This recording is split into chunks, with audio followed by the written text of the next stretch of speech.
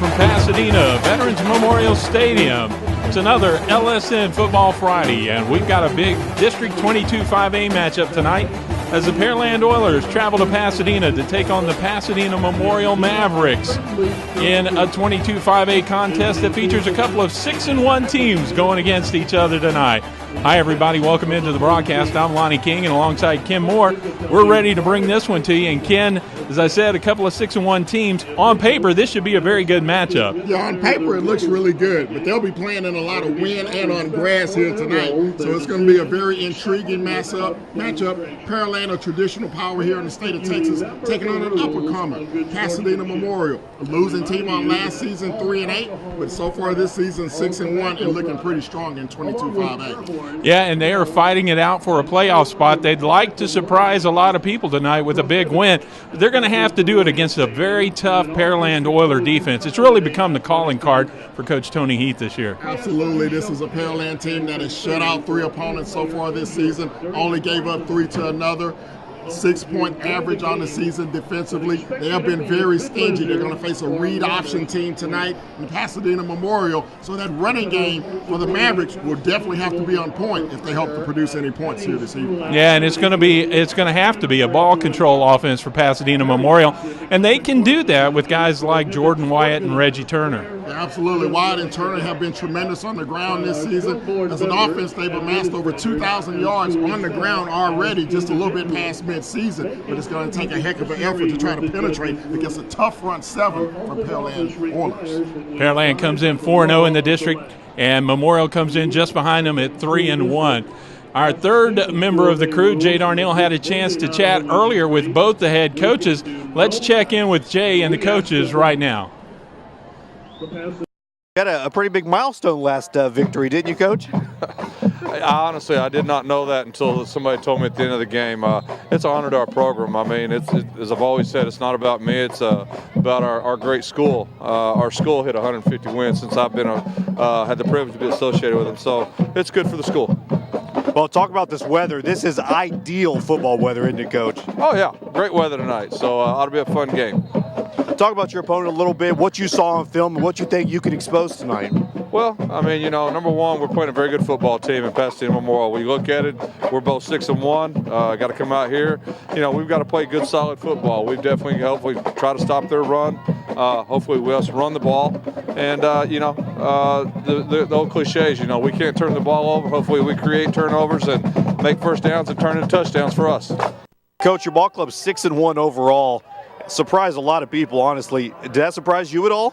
Well, not really. I mean, you look at our team, and we've got great team chemistry. Our kids work hard, and we knew we had the potential to be pretty good this year, better than we were last year. And last year we had a lot of injuries that affected the outcome of a lot of our games, and so we've been able to stay relatively healthy this year. And we thought we'd be okay. We got a little bit more depth this year than we've had in the past, and that's helped us. That's always been a problem for us, and so I'm not surprised so far. So. We were trying to beat Manville, but that didn't happen for us. And so, we're trying to beat the best people in our district, and Pearland's one of those teams. And so we've got to do that tonight. Well, you talked about it right there, the addition of Manville to the district. This is a really tough district, isn't it, Coach? It's pretty tough. Manville played for a state championship last year, and Pearland won one 2 years ago. So, those guys, they're not afraid of us. So, they've been in big games, a lot of them. So, it made the district a little bit tougher. Well, Coach, you were talking about last year, and you were here last year, even though you're a first-year coach. You were the defensive coordinator. Talk about your history with the Mavs. Well, I've been here for 7 years, and we've had some good teams over those years. 07, we were able to play Katy in the third round of playoffs, at Rice Stadium. In 09, we won the district championship, beat Pearland right here on this field the year before they won a state championship. So we've won some big games here, and we've got great kids that work hard. And, our kids just try to play hard, and that's how we beat people most of the time. Coach, we appreciate the time here. Sorry, it's really cold. We appreciate the time here before the ball game. Okay, no problem. Guys, back up to you. Ladies and gentlemen. Thanks, Jay. And Ken, weather may play a little bit of a factor tonight. As you mentioned a minute ago, it's windy and it's gotten cold here in the Houston area. Winds out of the north at about 19 to 20 miles per hour tonight, so it may be a challenge, especially for the kickers, the field goal units, and the special teams. We never really talk about the third function of a football team, so special teams could play an important factor here tonight. We'll keep an eye on it. We're just about set for the opening kickoff, and when we come back, we'll have that for you and all the action coming up on an LSN Football Friday. Was captured at a local grocery store. This man just took money from his bank that wasn't in his account. Did you catch it? Let's see that again. There, he just got 10 cents back for every $10 or more purchase on his debit card, with cashback counts checking from Community Bank. Imagine a bank that actually pays you to use your debit card. Swipe all you can from your bank. Community Bank of Texas. Bank where you live.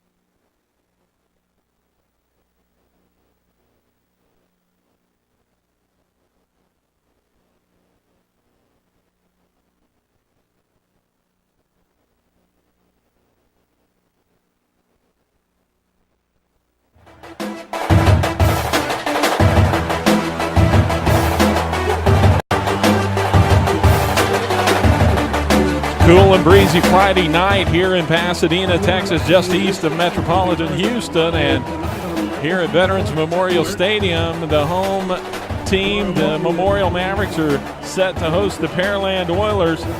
Pearland, back in 2010, were the Class 5A Division I state champions, and they upset Euless Trinity that year, Ken. very good team that season, and Coach Tony Heath has really developed a tradition of great football here at Pearland since he's been the coach. As Jay mentioned with him a little earlier, just picked up his 150th win as the head coach, and that's no small milestone. Yeah, you talk about the way football has grown tremendously out in the southern part of the Houston area with Pearland Dawson now in 4A coming along very strong. That's a very strong community out there, and they love their football and they love their Oilers. And as you mentioned, state champions a couple of years ago, defeated in the playoffs last season, and then now they're looking to make another strong run once again here in 2012. Pasadena Memorial going to try and hold them in check tonight and come away with what a lot of people think would be an upset victory. But right now, Memorial in the thick of things in the district race at 3-1, right behind Pearland and Manville, who are both at 4-0. And we'll be down in Pearland next week for Pearland and Manville as they face off on an LSM Football Friday. And if Pearland comes away with a win tonight and Manville, as expected, comes away with a victory, that's going to set up a basically game that will decide who the district champion is going to be. Yeah, that's going to be a huge game, but we have a huge one coming up right now as we see Memorial won the toss. They have elected to receive, which is somewhat surprising. They're going to go right at one of the top defenses in the state. Pearland only giving up 6 points per game. They have 3 shutouts on their ledger so far here in 2012, and that defense is going to see the field here first here tonight. It'll give us a chance to see their offense led by Jordan Wyatt as they come out. Wyatt, returner this year for first-year head coach Chris Quillian, who replaces John Snelson, who moved down to Dickinson to take over the program there. And quick note, kicking off and will be the field goal kicker tonight, number 99, Keller. He just got moved up from JV. Their varsity kicker is hurt, so we'll see if Keller can do the job here tonight on special teams. He gets a toe into it, drives it down the field. It's going to come down and bounce at the 5. It hits the turf. It's picked up down there, and on the return, coming back up the near side is Jordan Wyatt, the quarterback, on the kickoff return. We'll bring it back up across the 15 to the 16-yard line, and that is where Memorial will set up shop 1st and 10 here as we get things rolling tonight. Yeah, look at the quarterback, Jordan Wyatt, and his backfield mates will be Turner and Acosta on the outside, Butte and Johnson. Watson, the tight end, up front. Stevens, Estrada, Ogun, the sitter, McCoy, and Garza on the right side of that offensive line. They'll work from the spread offense and change things up. Turner lines up as a slot receiver, takes it on the jet sweep, tries to turn the corner out across the 15 to about the 17-yard line. That's only going to be about a yard gain, bring up 2nd down and 9 for the Memorial Mavericks. As we look at that stout Pearland defense, Griswold, Frazier, Romo, and Hilaire lead the front 4. Phillips, Montgomery, and Gilberman, the linebackers. Secondary, Flanagan, Barber, Walls, and Jonathan Goff. Keep an eye on big 96, Tyler Hilaire. He can take up a lot of space. Wyatt runs to his side, runs away from him, still on his feet, but stretched out, and he won't have anywhere to go. Good pursuit by the Pearland defense that time, and they stretch him out. This time he loses a yard back to the 16. It'll be 3rd and 10. Jordan Wyatt, the second leading ground gainer for Memorial this season, averaging 8 yards a carry, 413 yards on the season, 6 touchdowns on the ground. Big 3rd down play on the first possession of the ball game from the shotgun. A little bit of movement, bad snap, and Wyatt's got a fall on it back at the 11-yard line, a 5-yard loss, and it'll bring up 4th down.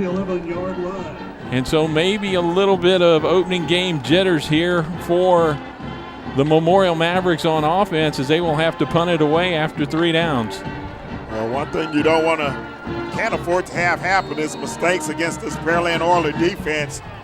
And Memorial makes one right out of the box. Luckily, it didn't turn into a turnover. Back deep to return the punt, and it's off the side of the foot of Wyatt, and it's going to roll out of bounds at the 25-yard line. Back at around the 40 was Connor Chichester, and he had no chance to even get to it, but everything's going to work out well for Pearland as they will have a short field. Well, the Oilers will start off with great offensive field position for quarterback Jacob Gardner. In the backfield, he'll have Butler and Vogler.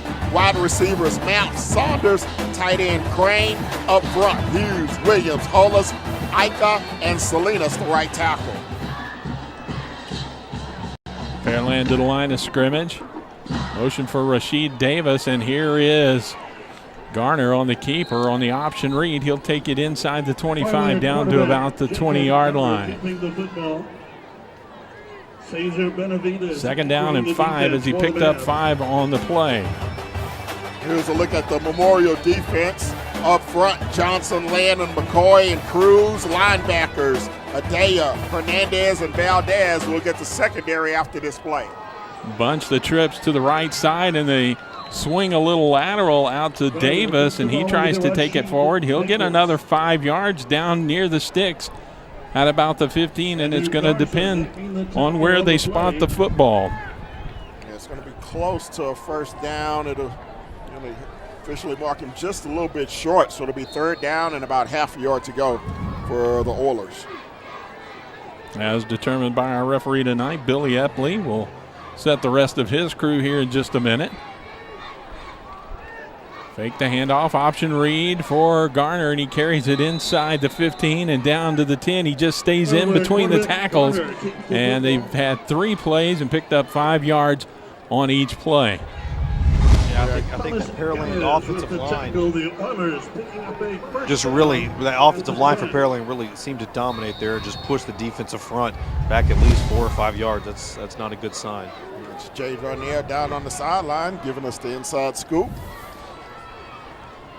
Here's a handoff up the middle. It's taken by Hayden Cole. Cole, the second leading rusher on this team. He averages 9 yards a carry, and he gets down to about the 6. Be second down and goal. Yeah, this is a Pearland offense. Over 1,500 yards on the ground so far this season. They've been very efficient, averaging nearly 7 yards every time they rush it.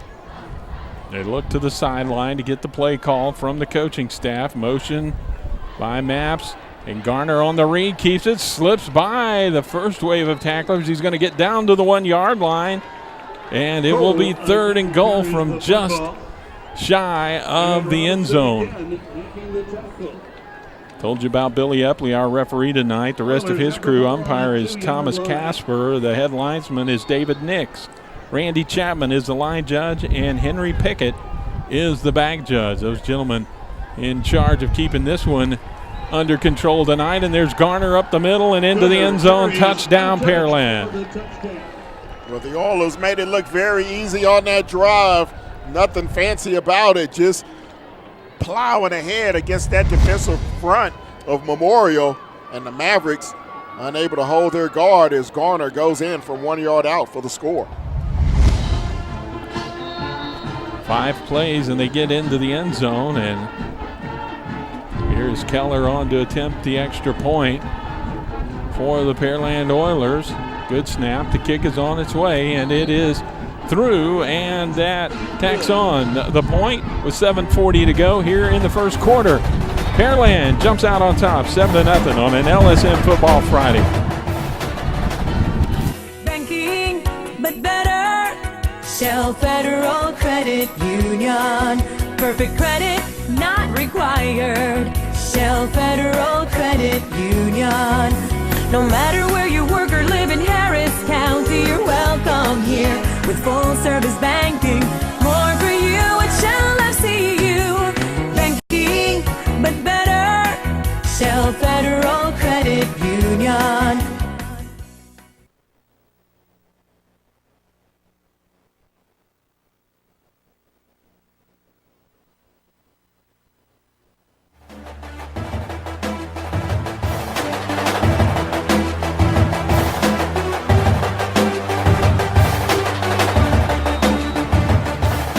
Pearland's defense forces a 3-and-out for Pasadena Memorial on their opening possession, then takes over the football in good field position for the offense, and just 25 yards takes him into the end zone.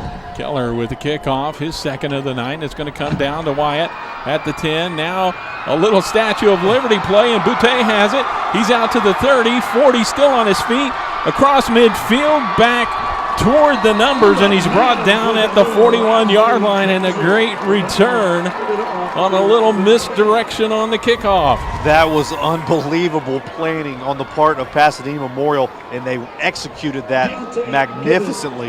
Kind of a little like the Starburst return there, but a little bit different play action there. Beautiful play and a huge result. Now they have to convert it into points. Hey, Jay, how's the wind down there on the field so far? Is Memorial going into this breeze, or do they have it at their back? Is it swirling or what? Kid, the wind is going to be a huge factor. It is blowing extremely hard here. I don't expect it for them to throw a single ball past 5 yards. Wyatt on the read option keeps it, and he is going to be wrapped up in the backfield, dropped at the line of scrimmage. No gain on the play, 2nd and 10 to come. Getting in there quickly to make the stop out of the defensive backfield was Cornelius Barber.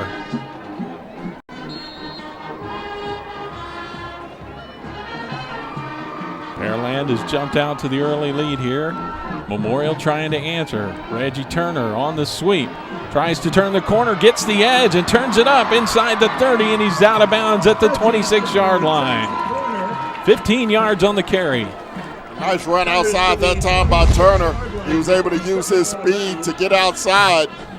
You'll see him run right up. Great cut block that time by the fullback. Acosta sets Turner free to turn the corner, picks up the first.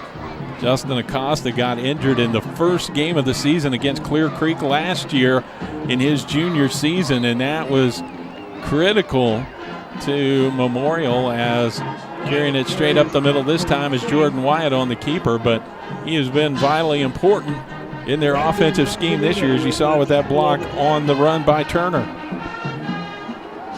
Gain of 2 by Wyatt, 2nd down and 8. Clock rolls, under 6.5 to go here in the first quarter of play. Wyatt will go from under center, I formation, pitch back. Turner runs left, has a block, and he's going to be down inside the 20. Into the red zone he goes at the 17-yard line. That's still going to be about a yard shy of first down yardage, and it'll be 3rd and 1. Yeah, this time they go left. This time he goes behind Acosta once again. Acosta with another good cut block, and Turner able to put his shoulder down, fall forward. It'll be 3rd and short. This time they stack the I in the shotgun, powered to the right side. Wyatt runs that way. He's got the first down inside the 15. He goes down near the 12-yard line, and that'll set him up 1st and 10 deep in Pearland territory. Well, that's what you want to do against this Orla defense. You want to try and keep them off balance. You can't continue to run the same plays to one side. Memorial doing a good job mixing it up, going left and right so far here on this second drive of the ball game. 1st and 10 for the Mavericks. Pitch back to Turner, left side, turns it back inside.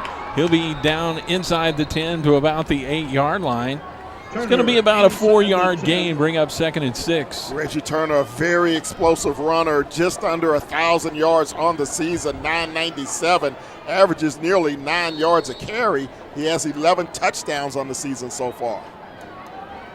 Line up in the I again, movement along the front for the defense, no flags, and up the middle it's Turner, and he's not going to have much there. Gets down to about the 6. A couple of more yards, it'll be 3rd down, and we'll call it about 3 to go. So a big call coming up now for Coach Nelson and that offensive crew on the near sideline. See what they can draw up here on 3rd and 4. This time they line up the I to the left side, and Wyatt's going to follow the blocks that way. Turns it up, and he's down inside the 5, dives forward to the 1, and it'll be 1st and goal. Guys, this is absolutely amazing because, and of course they're doing the right thing. Pearland defensively is basically just running a cover 3, but that one deep safety in the middle, he is crashing as soon as the ball snaps, and it's amazing. So basically they have 9 guys in the box there, and Pasadena Memorial somehow is still running the ball extremely effectively, so credit to them there. But now later on, with that safety crashing down, look for the toss pass eventually. Well, stopping the touchdown that time was big 96, Tyler Hilaire, the defensive end, and he kept Wyatt out of the end zone. So had a shaking up Euler on the play. Romo, number 73, will limp off, but it'll be 1st and goal for Memorial as they look to tie this ball game up. 4:36 to go here, first period. Nice crowd on hand. Football weather at Veterans Memorial Stadium tonight. Yeah, you saw the Pearland band across the way over there. They're all bundled up for the evening, so they're ready to go out here for the duration. I formation from the 1, near hash mark. Wyatt on the keeper, and is he in? No signal yet. The linesman comes in, and they're not going to give it to him. Wow. Looked like he crossed the pylon from here, but yeah, that was a touchdown, guys. They're a lot closer than we are. The only, right there. The only thing I could even imagine is that the lineman saw maybe his knee touch first, but wow, that was really close. Yeah, it looked from the replay up here, looked like he got in, and they're going to try the same play again, and he is in this time. Jordan Wyatt across from just over a few inches out. And for Wyatt, that is his 7th rushing touchdown of the season. And they're an extra point away from tying this ball game up. 7-6. Now, decision to make. Are they going to go for 2 here, or are they going to send a kicker out? Interesting note, the Mavericks have a female kicker, Tara Cole, and no sign yet. Now here she comes.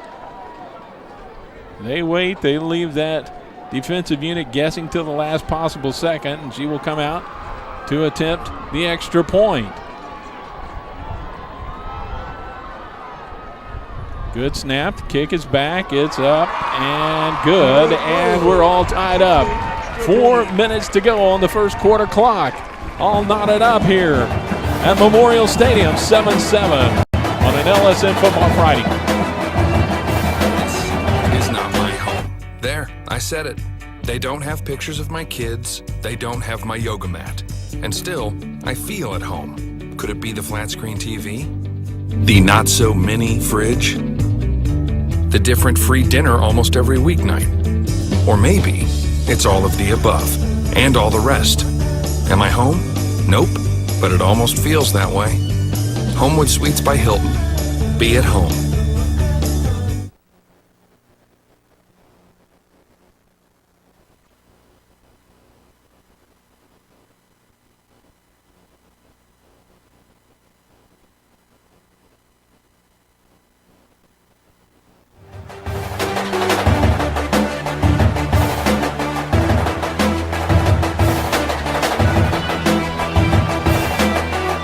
Pasadena Memorial answers the touchdown posted by Pearland, and with 4 minutes to go, we're all tied up at 7.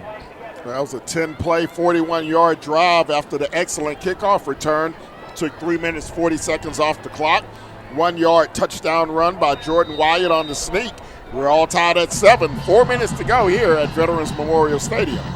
Yeah, good point. That was an excellent return that set that up, but as I think you and Jay talked about, Ken, it was incumbent on them after they got that great return to turn it into some points, and they were effective in doing that. Here's a short kickoff, comes down at the 30-yard line to Adam Saunders, one of the upbacks, and he will carry it out across the 40 to about the 42-yard line. And so Pearland will start out in good field position again. Pearland able to take advantage of a 9-yard punt. They only had to go 25 yards on their first possession. This time they'll start at their own 43.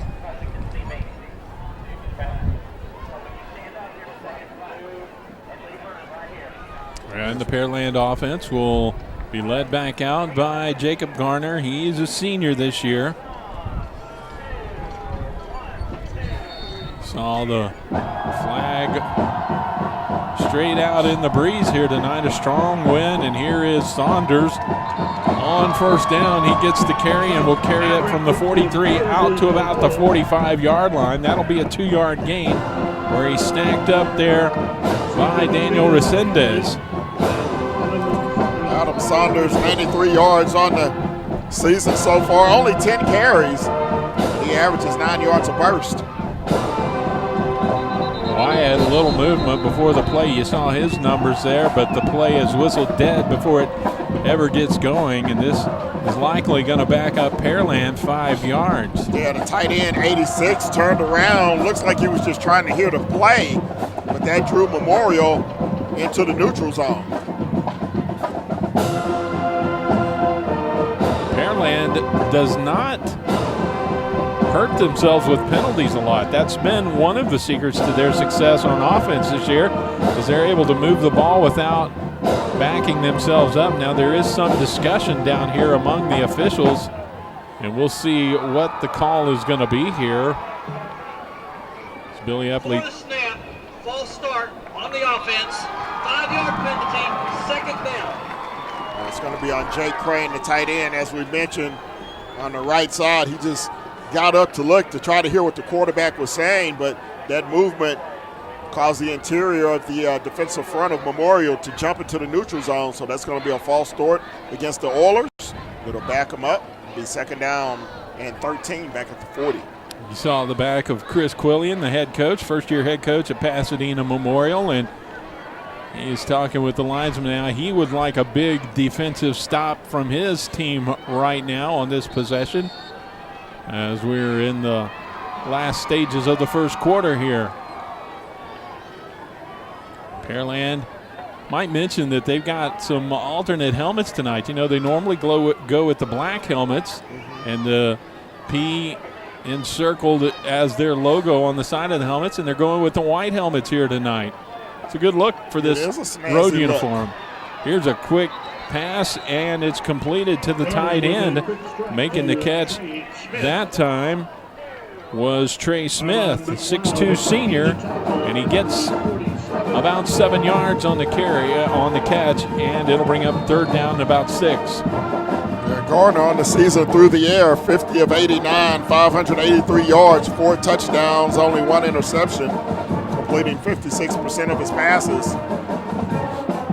Has the wind at his back here in the first period. Clock rolls, under 2.5 minutes to go. There's a pass almost picked off, thrown behind the intended receiver. Timing route, and the timing was off, and Aaron Robinson almost had a pick 6. And that one just sailed on Garner that time. You see the effect. He's got a cannon for an arm. The wind really got behind it, and he got up into the jet stream. So Memorial's defense does hold Pearland on their second possession, and they will have to punt the ball away. No, it's going to be a short snap to the up back, and it's going to be taken up the left hash mark, and that is John Gibberman, who will carry it down to the 35-yard line, and Pearland will maintain possession. Just a quick snap to the up man, caught the Mavericks sleeping, and the Oilers will keep the drive alive. New set of downs at the 35. Great call there by the special teams. And Lonnie, you might remember this. You know, Gibberman listed as a fullback, but I believe in that state championship season he actually played fullback. Yeah, he definitely did as a sophomore that year, and he was pressed into action due to some injuries early in the season and wound up impressing the coaches. You're right, Jay. Back to the line of scrimmage. Here's a fake handoff, and it's kept by Garner. He's got the edge. He's running to the corner inside the 5, and he's ripped out of bounds at the 2-yard line. First and goal for Pearland. A big-time run that time. As we'll see, just a little read option in the backfield, and Garner able to take off around the right side, and it was a sprint to the corner, 33 yards on the carry. First and goal for the Oilers. Garner did such a good job of trying to sell that fake that Jacoby Butler, the sophomore running back, thought he should have the ball, and he was looking back for it. Here's a handoff up the middle and into the pile, and is he across? Yes, that's a touchdown. And on the carry is number 17. That's Hayden Cole. And the junior has a touchdown for Pearland. Yeah, just a little quick hitter over the left side. Not much resistance from the Maverick front four that time, and an easy score for the Oilers after the fake on the punt. 13-7, Pearland with the extra point attempt to come, and it is good. And with 1:57 to go in the first quarter, our score is now the Pearland Oilers 14 and Memorial 7. And big play on that drive was the fake punt attempt. Gibberman's big run down to the 35-yard line that kept Pearland in possession of the football. It looked like Memorial's defense had stopped them on the third down play. And, you know, what kind of a psychological hit do you take as a defense when you think you've stopped a team and then they reel off a big fake punt on fourth down? Well, I think we saw the effects of it on the first play after the fake punt, where the quarterback Garner was able on the read option take it 33 yards down to the 2. So that could have been a case of the defense being a little bit shell-shocked, having to go right back on the field after they thought they had a stop. So now Pearland will come out to kick it off, and this time it's going to be Michael Winstead, the senior, to kick off. And Winstead was the kicker that Keller replaced to open this game, but now Winstead, who we were told was injured, is out there, and the wind blows the football off the tee. So last kickoff by Keller was pretty short, so maybe they're gonna give the old college try here. Wound up about 40 yards away from the goal line after the return. So see what Winstead, see how badly his leg is hurting, and he gets a good toe into it. It's going to come down 3 yards deep, and Wyatt will let it hit, and it will go dead, and they'll bring it out to the 25-yard line, and that is where Memorial will set up shop on this possession of the ball game. That last drive for Pearland, 6 plays, 57 yards, 2 minutes, 3 seconds off the clock. 2-yard touchdown run, Hayden Cole. Oilers on top, 14-7, minute 57 to go here in the first.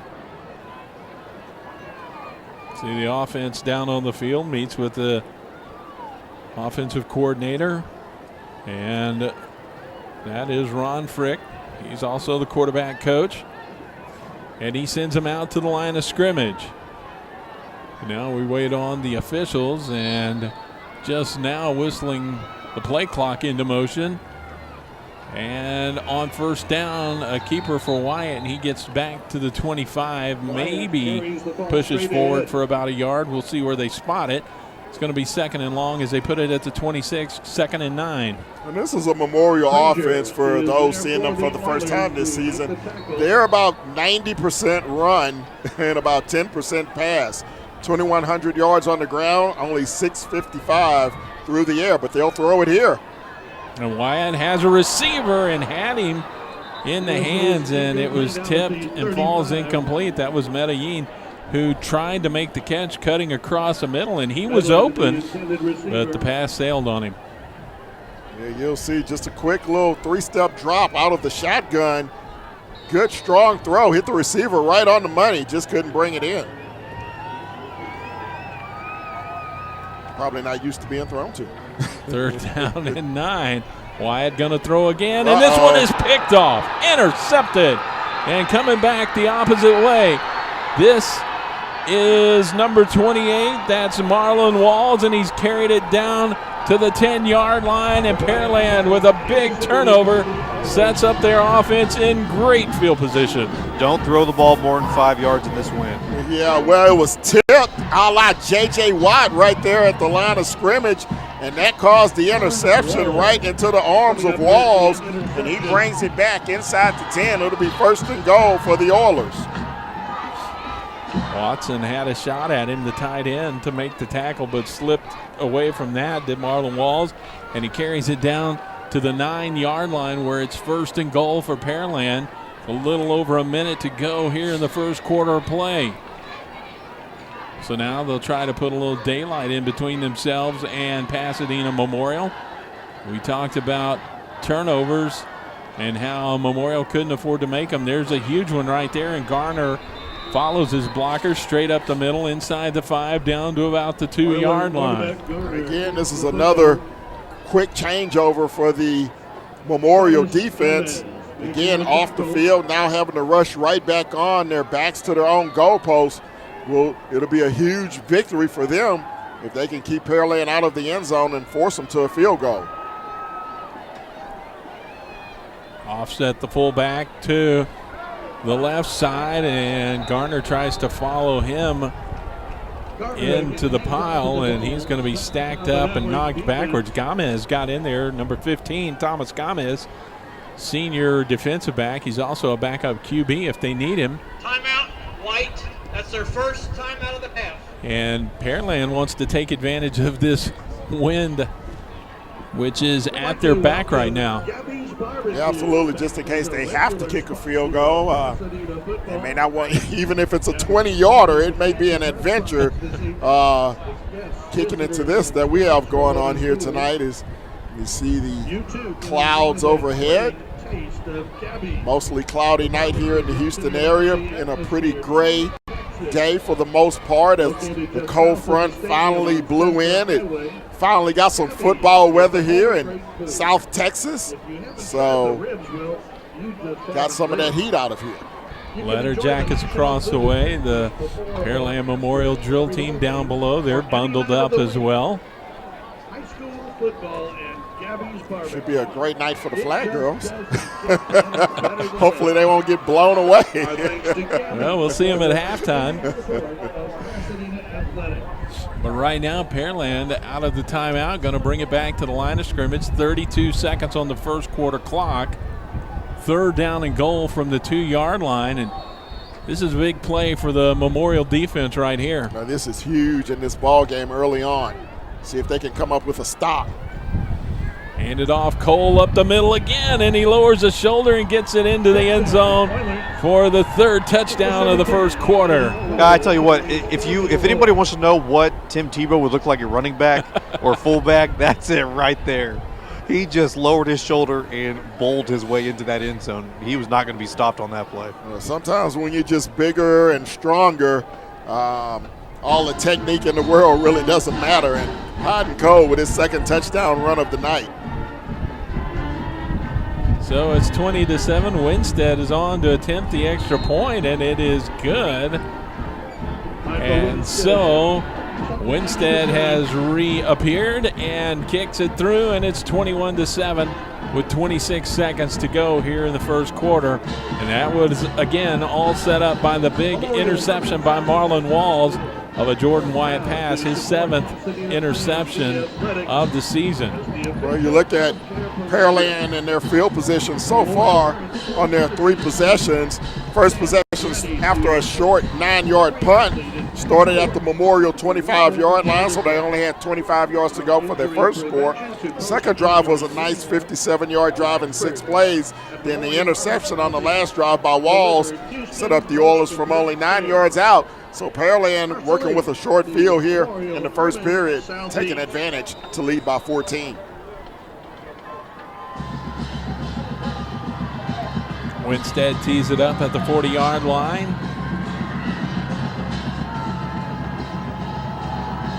Looks across the line at his teammates in their road white uniforms with the maroon trim across the shoulders. And here's the kick.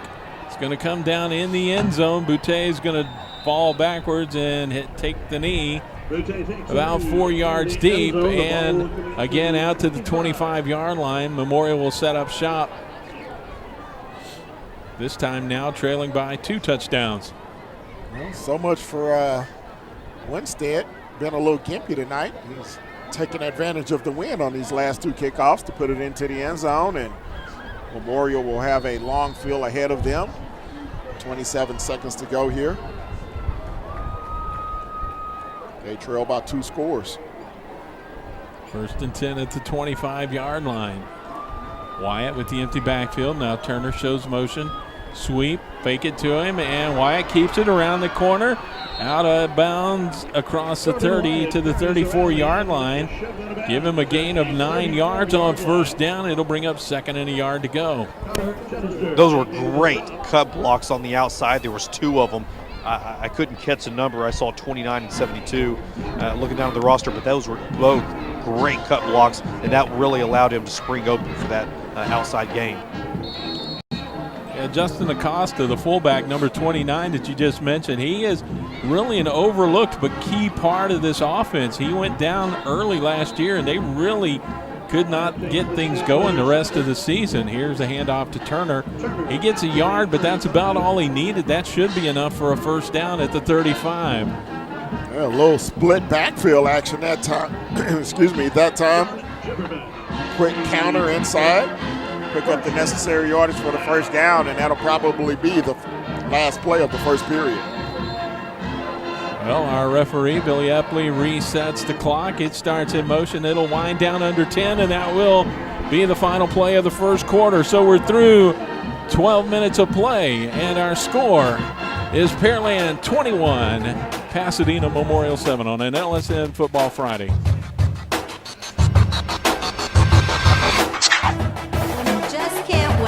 Come to Texas Emergency Care Center. We're a licensed, freestanding emergency room, open 24 hours a day, every day. Whether it's a broken bone or chest pain, the doctors and staff at Texas Emergency Care Center specialize in emergency medicine. We're ready and waiting, so you don't have to. At Texas Emergency Care Center, you'll be seen in minutes. We're open 24/7 in Pearland, Cypress, and Atascocita. Find us online at txercare.com.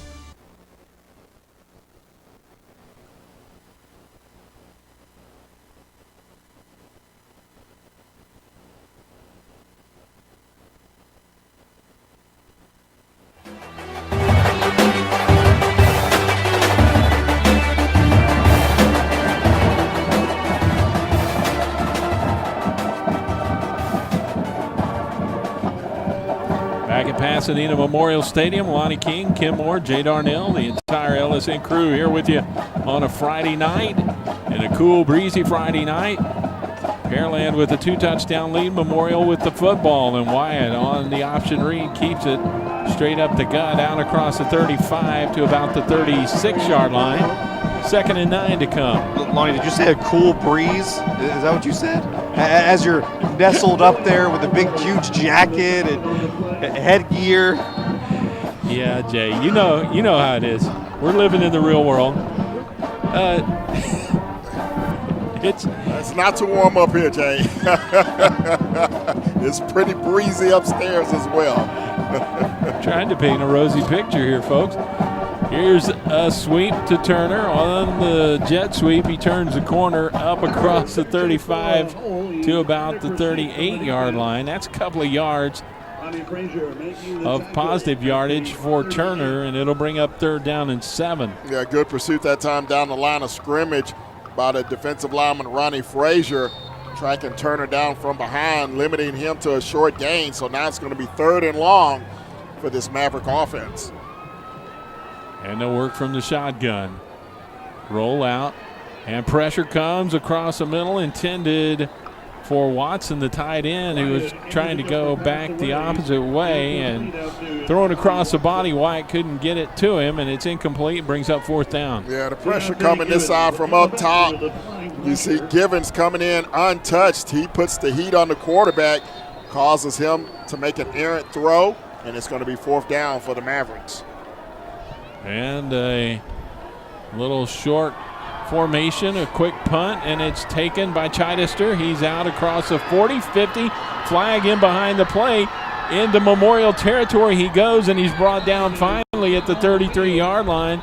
But I think this one's going to come back as there's a flag back at the 34 up the field in Pearland's end of the stadium. Yeah, you see the officials already marking back on this one. So a nice return that time by Connor is going to be wiped out. Looked like you just saw flying through the The screen there just a minute ago, number 21 in white for Pearland. That was Devontae Dotson. It looked like he may have been guilty of a block in the back. So Pearland will have their worst field position of the night after the officials marked this one off back inside their 25. Stepping off 10 yards. Back to the 24-yard line. Billy Epley will give us a call. We had a block in the back on the receiving team, 10 yards, first down. So 1st and 10 from the 24. Pearland with the football again and a 2-touchdown lead. And their defense, after the 41-yard drive from which they allowed Memorial to tie up the game at the time at 7-7, has come back with some big stops, and now they go on offense again. On the sweep, there's a fumble. It's on the turf, and it's recovered by Memorial. Fumble recovery on the play by Andrew Garza, the linebacker. He's a junior, and Johnny on the spot. He's going to set up Memorial with great field position. Well, they tried to get Rasheed Davis involved. Coaches told us before the game to watch out for number 1. He's a speedster. He's a transfer from Louisiana. A little mishap on the handoff on the jet sweep. So a turnover for the Oilers. And now the Mavericks have a break. They'll see if they can capitalize and try to get back into this ball game. 1st and 10 at the 22-yard line as they come from the sideline to the line of scrimmage. And Wyatt will go up under center with the I formation in behind him. Stack it up to the left side. They're going to pitch it that way. Turner looking for blocks. Now he turns it back, trying to reverse his field, but he's going to be wrapped up and ridden down behind the line of scrimmage. He winds up turning it into just a 1-yard loss, but on the tackle, looked like Devontae Dawson got in there to hold him from getting any positive yardage. Yeah, and a good job by Dawson, because if Turner can reverse his field, he had nothing but green turf coming back the other way, and he would have been into the end zone easily. You see his receiving yards there on the season. He's a dual-purpose player offensively out of the backfield, and he'll catch some passes as well. Yep, and with his yardage tonight, he's up over 1,000 rushing for the season, and you saw a little over 100 yards receiving, so he's accounted for quite a bit of the offensive output for this Mavericks team so far this year. Lines up in a slot out to the left side this time. Now comes back in motion toward the line, and there's a whistle on the snap, and this may be a delay, or it might have been a false start. False start on the offense. 5 penalty. Get down. Well, those are the mistakes that you cannot afford to happen, especially after a turnover sets you up in good field position. You have a busted run on first down, now a penalty. All of a sudden you're looking at 2nd and 15 against a very stingy defense.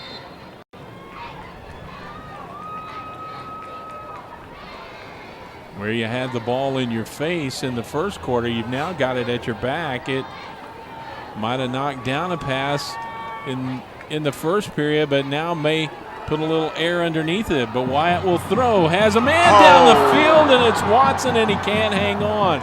He's looking for a pass interference call, but no flags on the play. Well, good coverage down there. I think 21 may have blocked his vision, Devontae Dotson. As you'll see the replay here, they faked the sweep to Turner. Good throw that time. And, he just dropped it in the end zone. You got to make that play. You don't get many opportunities like that against the Oilers. You got to capitalize on them. Now it's 3rd and 15 from the 27-yard line. You're probably in 2-down territory. You want to at least try to pick up half of it here on 3rd down, so you have a decent opportunity on 4th in case you don't convert. Wyatt still looking to the sideline. Yeah, 5 seconds on the play clock, and they're going to have to burn a timeout. Timeout, Pasadena. 21-7, Pearland leads on an LSM Football Friday. How about an ale? Bigger. No, bigger still. Ah, It's good to be king. This fall, experience king-size dining, shopping, merriment, and more at the Texas Renaissance Festival. Discount tickets are on sale now at Randall's, Walgreens, Wood Forest National Bank, and online at TexRenFest.com. The Texas Renaissance Festival. Choose your own adventure.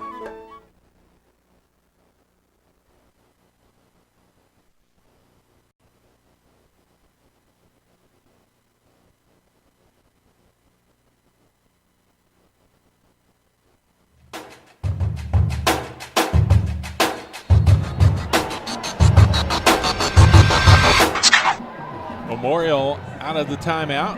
Hopes they've gotten their confusion resolved here, and they want to throw on 3rd and 15. A little screen set up to the fullback, Acosta. He'll be down inside the 20-yard line. That's going to be about a 7-yard gain. It'll still leave them a 4th down and about 8 yards to go. And Ken, you mentioned before the timeout, maybe 4-down territory. We'll see. And it does look like they're going to leave the offensive unit out there.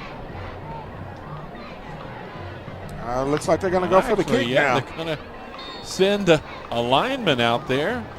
Like I said, they got that 15, 20 miles per hour wind at their back. So coming in for this kick is going to be Alex Cruz. 37-yard attempt. He's got the leg, and it is good. And big number 54, Alex Cruz, with a 37-yard field goal. So now we know who their long-distance kicker is here tonight. If this was an Olympic sport, it would be wind-aided. But he got that big leg into that one, and he drilled it through the uprights, no doubt about it. Well, I'm going to date myself here, but you and Jay are not old enough to remember this guy, but looked a little bit like Lou Groza of the old Cleveland Browns back in the 50s and 60s. Straight on kicker there, a lineman who would go back and kick field goals and extra points. And very effective on that one. You're absolutely right. Before my time. Yeah. Tom Dempsey, yeah, I've seen his highlights. I'm just saying. You're going to have to take my word for it. I hear you. You can Google it. Is he on YouTube? Yeah, well, somebody may have him up there. Oh.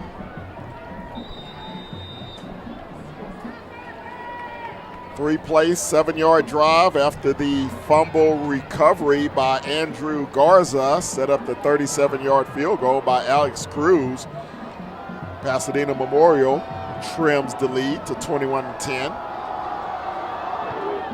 Here's Cruz to kick it off now, and he will sail it down to about the 10-yard line, taken by Rashid Davis, and he's got a lane across a 40, 50, and he's going to be wrapped up from behind down at about the 40-yard line.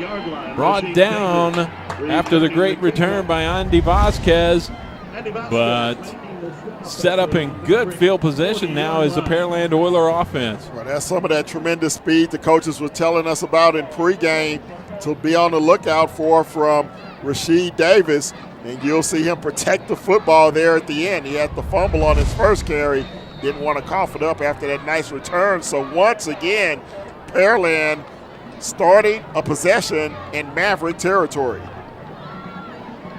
8.5 and a couple of seconds to go here in the first half. Here's Jacoby Butler, the sophomore, gets the carry. And he takes it up the middle, down inside the 35 to about the 33-yard line. Yeah, Butler, he was shaken up a little bit last week, didn't play in the second half of their ball game. And he's out here tonight, his first carry tonight. Picks up a nice gain on first down, second down 3.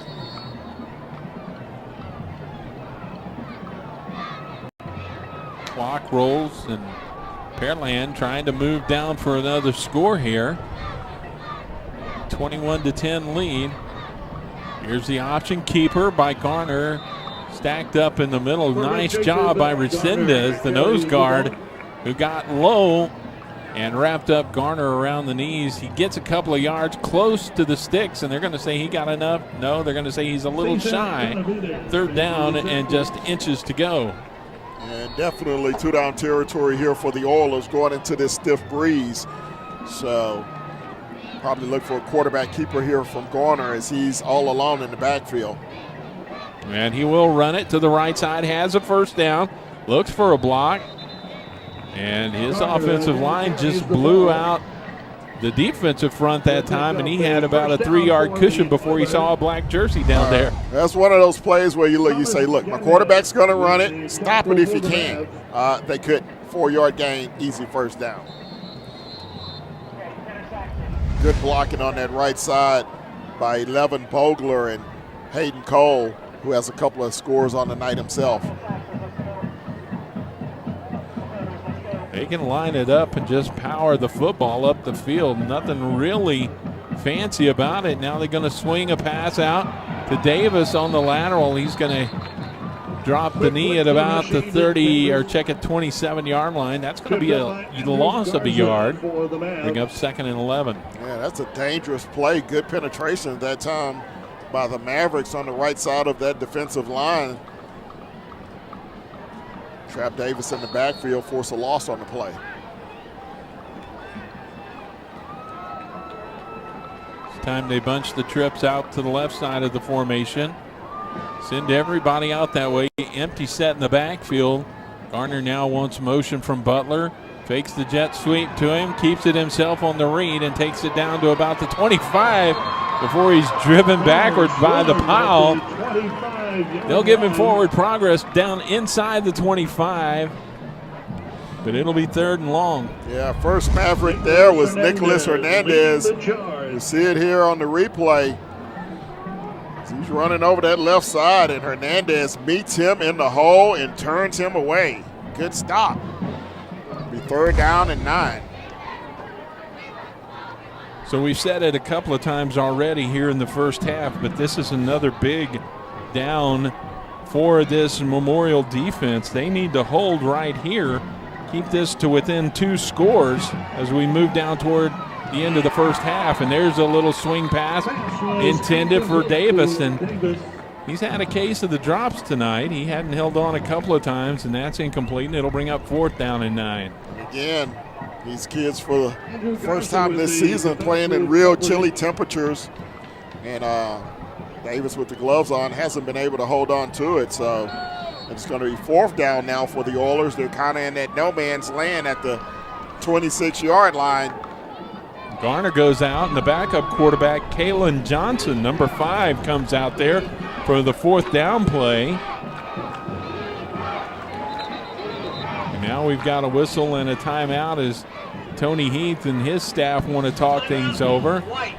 That's their 2nd time out of the half. And with 5:26 to go, they'll stop the clock and talk things over here. This is a big down in distance for them. They want to keep the ball moving here. No pretense, as we saw earlier, of a punt this time. They will go for it on 4th down. Invitational basketball tournament. And what you have to look for here is some type of read option. They may even try to go to the air here, maybe a screen pass, something safe against this Maverick defense. Johnson, and for Pearland, they've had the luxury of some big blowout wins this year, so Johnson has gotten a lot of time. He and Garner have both played in 6 of the 7 games for Pearland this year, and Johnson's numbers are almost as impressive. In fact, his completion percentage on the season's a little bit better than Garner's. Yeah, it is, and he has 3 touchdowns and doesn't have a pick yet this year. So not necessarily in there to run the football, but he will line up in the shotgun formation. Cole is off his right shoulder. He wants to throw across the middle, has a man, and it is incomplete. Tipped, and the intended receiver was Trey Smith. He got hands on it, couldn't reel it in, and Adrian Boutte tried to bring in the interception. Probably better off that he didn't reel that one in, though, as it'll be a turnover on downs. Yeah, good throw by Kalen Johnson. Hit his receivers right in the hands, and again, all the receivers having problems holding on to the football here in the first half. So a break for the Mavericks. They'll take over 1st and 10 at their own 25. They still have 5:21 remaining here to try to get some more points on the board and draw a little closer before halftime. So they bring it back out to the line of scrimmage, hand it to Turner, turns it up inside the tackle. Play designed to go outside. He kept it inside and gets out across the 30 to the 34-yard line. That's a 9-yard gain, and it'll bring up 2nd and a yard to go. Still 5 minutes to go here in the first half, so a strong drive here by Memorial could get them right back into this ball game. Hand off, Turner again. He's going to get a yard before he's hit and driven to the ground. That's going to be good enough, though, for a first down as he does get the ball out across the 35-yard line, so they'll move the chains with the first down. The main thing here for the Mavericks is they want to be patient. They don't want to make a mistake. Had a turnover on their last possession. They want to make sure they take care of the football.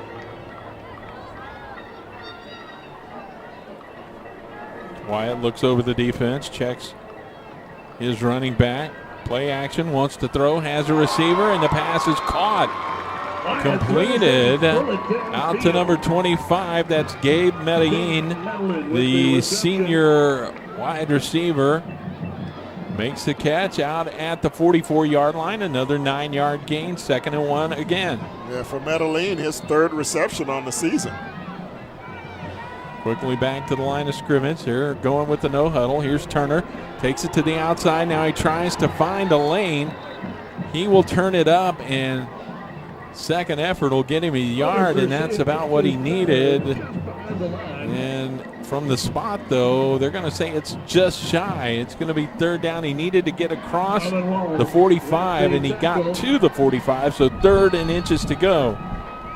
Quickly to the line, and Wyatt on the sneak will try to plow forward, and this is going to depend on the spot. We may have a measurement here. Well, I think he got over. It looks like he was able to get across the yard to gain. And the officials will give the first down signal and move the chains. So with 3:18 to go here in the first half, Another first down. Mavericks pick up another first down, keep the chains moving. Back to the line already. Play fake again. Wyatt wants to throw, and almost it is picked off.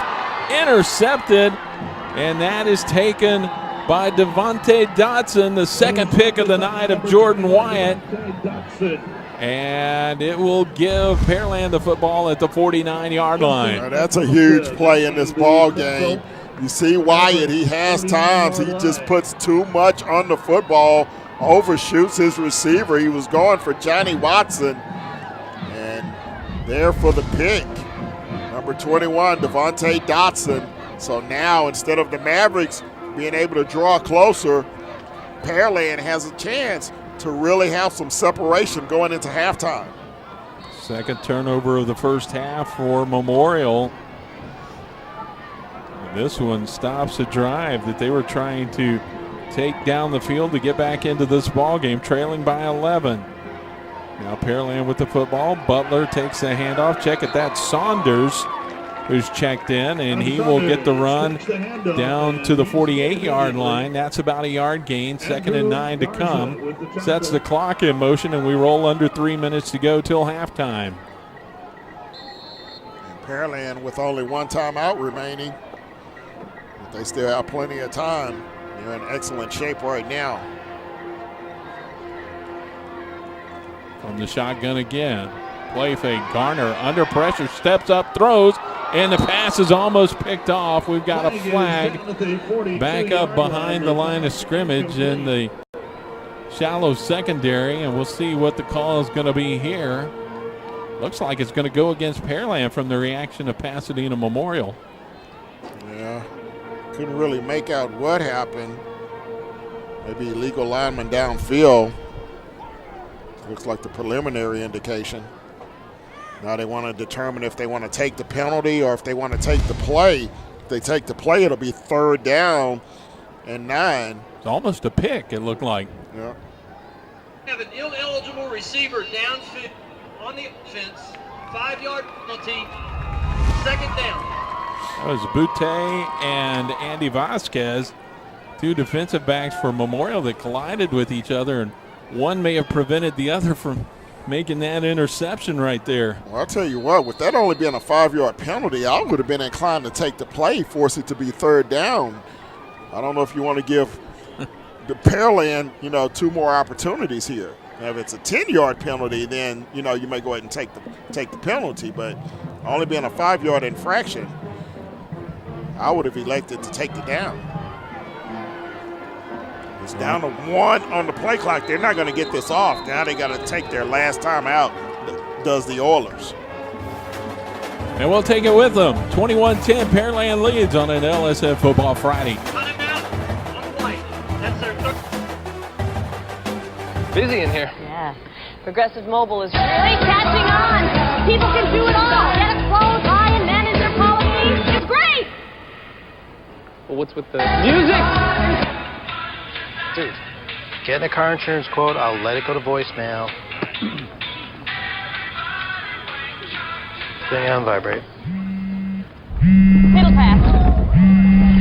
Our giant store on your little phone. That's Progressive Mobile.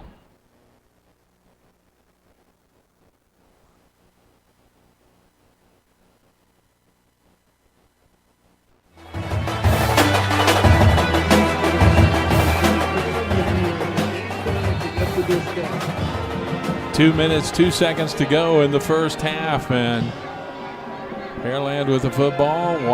Checkett Garner, the quarterback, will run to his left, turns it up at midfield. He's tripped up there and falls forward to the 49-yard line.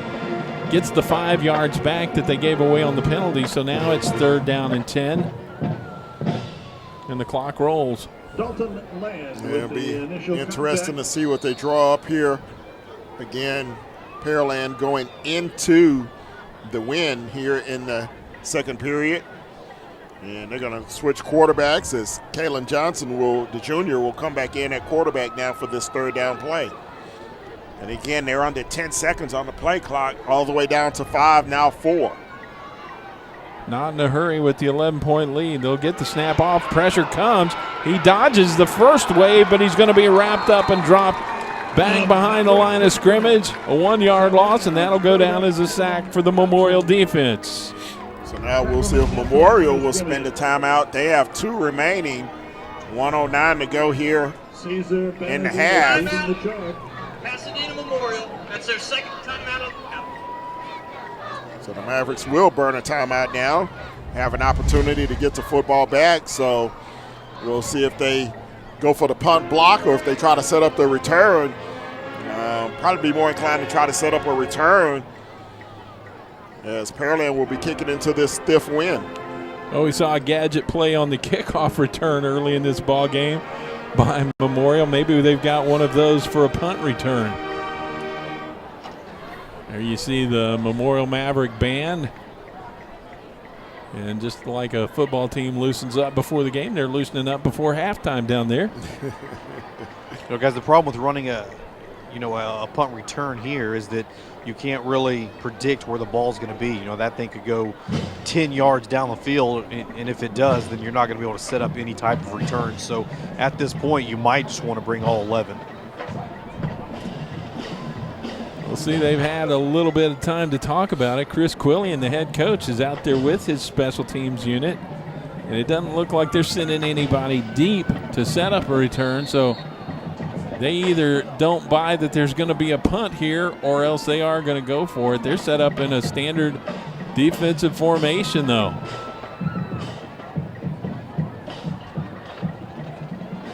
Dropping back a couple of extra steps and set to kick this one away is Jacob Henry.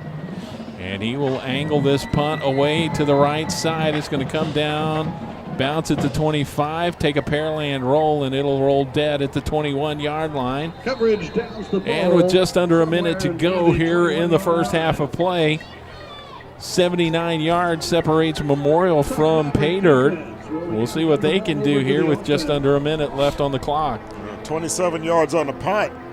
Not too bad considering what he had to work with. Got a slight roll there to help him out. So, as you mentioned, 71 yards away. But if they can at least get into field goal range, and we saw Cruz nail a 37-yarder earlier in this period, so you figure he would be good at least from 40 with the distance that he had on his previous kick.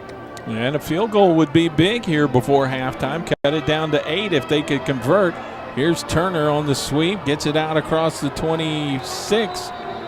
And a flag comes in at the end of the play, and we'll see what the call is here. But well, he lost the football, but it was recovered by the Mavericks. Looked like coming up with the fumble recovery was number 7, and that would have been huge. Emilio Valdez, Johnny on the spot.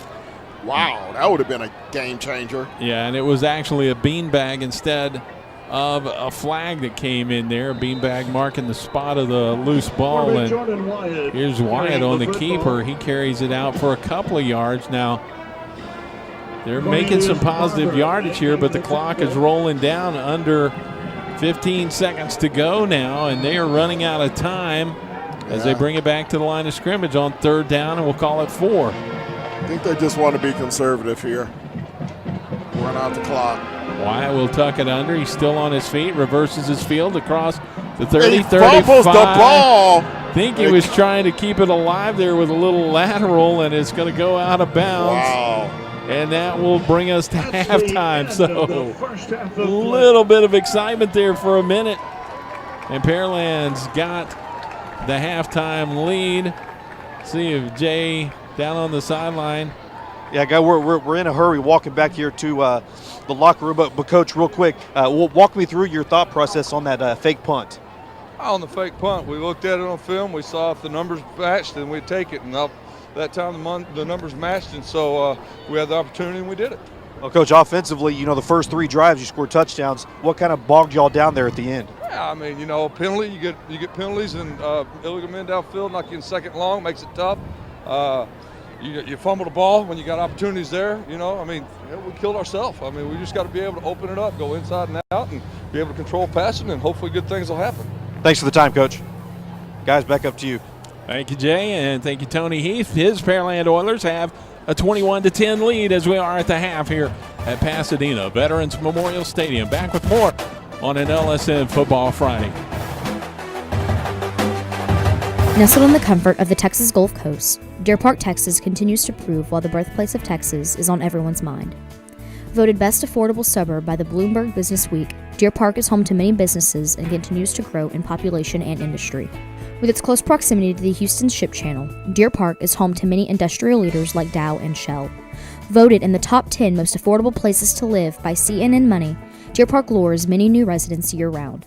These residents enjoy the comforts of many retail outlets, recreational locations, and historic sites like the Battleship Texas and San Jacinto Monument. And with a recognized school district that boasts award-winning athletic, culinary, and journalism programs, Deer Park continues to gain the attention of people nationwide. Come see what everyone's talking about and make your next visit to Texas a rebirthing experience in the birthplace of Texas. Don't worry, boots and jeans are optional. Work, stay, play, explore. That's Deer Park, Texas. Uniquely you.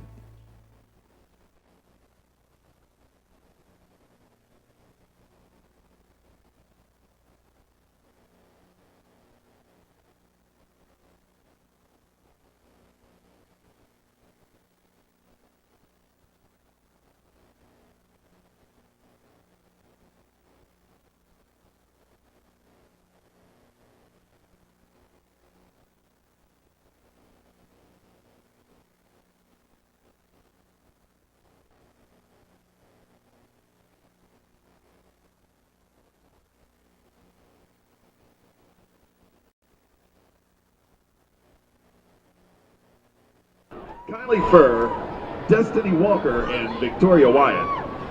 The Prancer of the Week is Caitlin Scarlana. Tonight, the Prancers will entertain you with the jazz routine to Runaway Baby.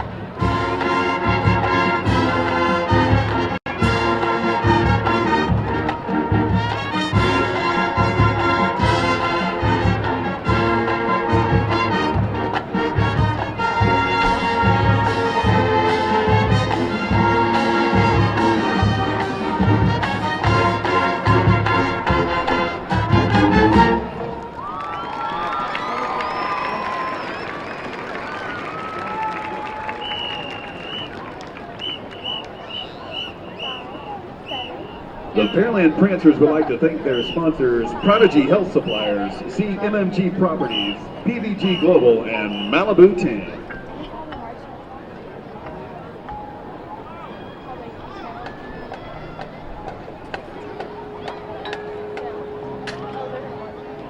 And now, ladies and gentlemen, please welcome to the field the pride of Pearland, the Pearland High School Marching Band.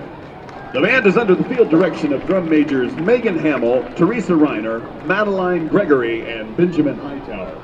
Their 2012 program is entitled Bemused and includes music from Rimsky-Korsakov, Chopin, Muse, and Hindemith. On Tuesday, the band participated in the Region 17 UIL marching contest and earned straight ones. This is the 47th straight year that the band has earned ones at UIL. This Saturday, the band will be competing in the area marching competition, and we'd like to wish the band good luck as they compete for the honor to go to the state marching competition on November 6th.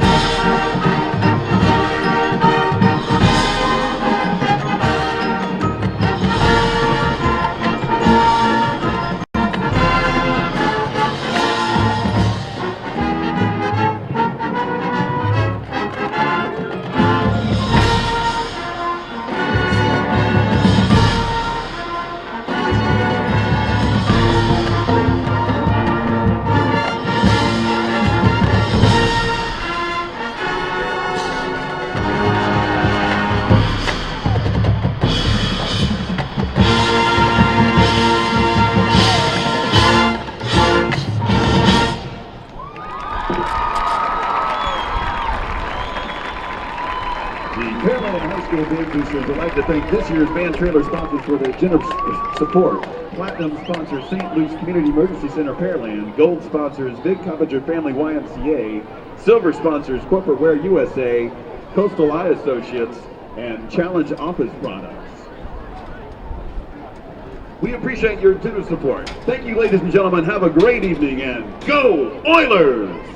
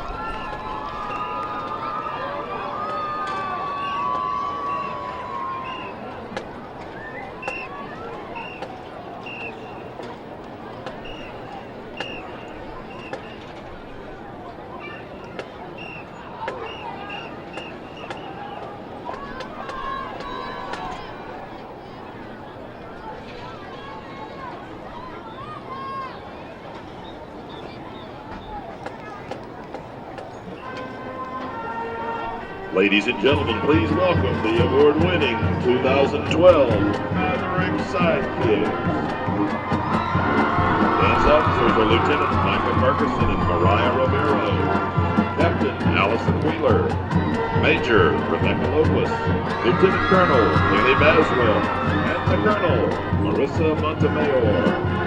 Social officers are Executives Michaela Ortiz, Iria Chapa, Jalen Lopez, and Kiara Del Toro, Vice President Melissa Pierce, and the President, Emily Wilbanks. The sidekicks are under the direction of Laura Finger and Sarah Carter.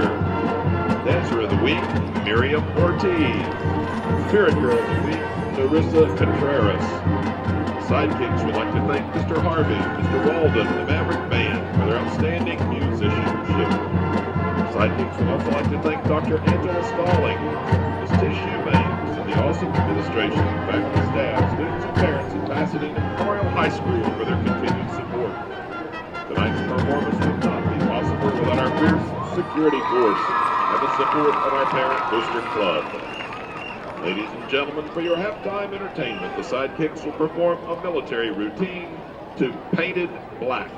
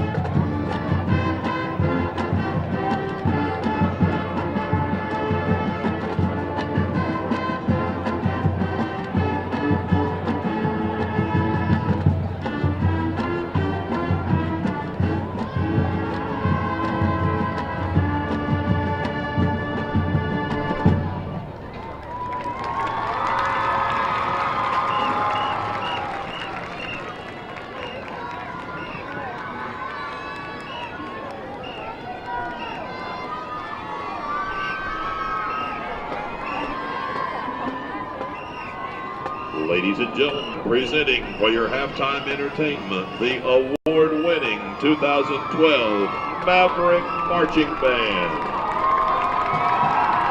2012 field officers are light-wearing Valerie Zutino, Alex Mack, Franco Heda, and Travis Plaisance. Crew captains J.C. Hernandez, Robert Salinas, and Tristan Jackson. Drum captain Blake Gilbert and Joel Quintanilla. Pit captain Jocelyn Perez.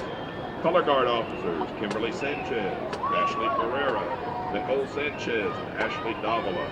Brass section leaders Alex Gonzalez, Ryan Summers, Christina Salazar, and Frankie Carrera. Woodwind section leaders Juliana Saldivar, Lauren Anderson, Rebecca Martinez. Band captain Nathan Laura. Assistant drum majors Gabby Rope and Nelson Rivera. The band is under the field direction of drum major Miss Danielle Garcia. Ladies and gentlemen, tonight the band will perform their 2012 production entitled Relic.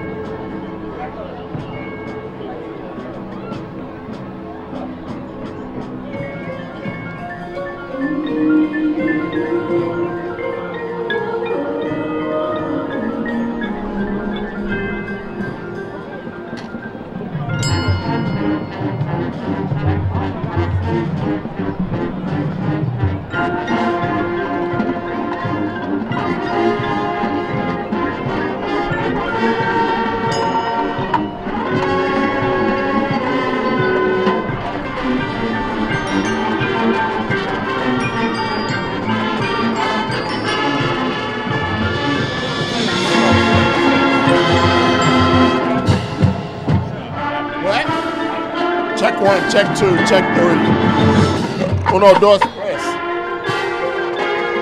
Check.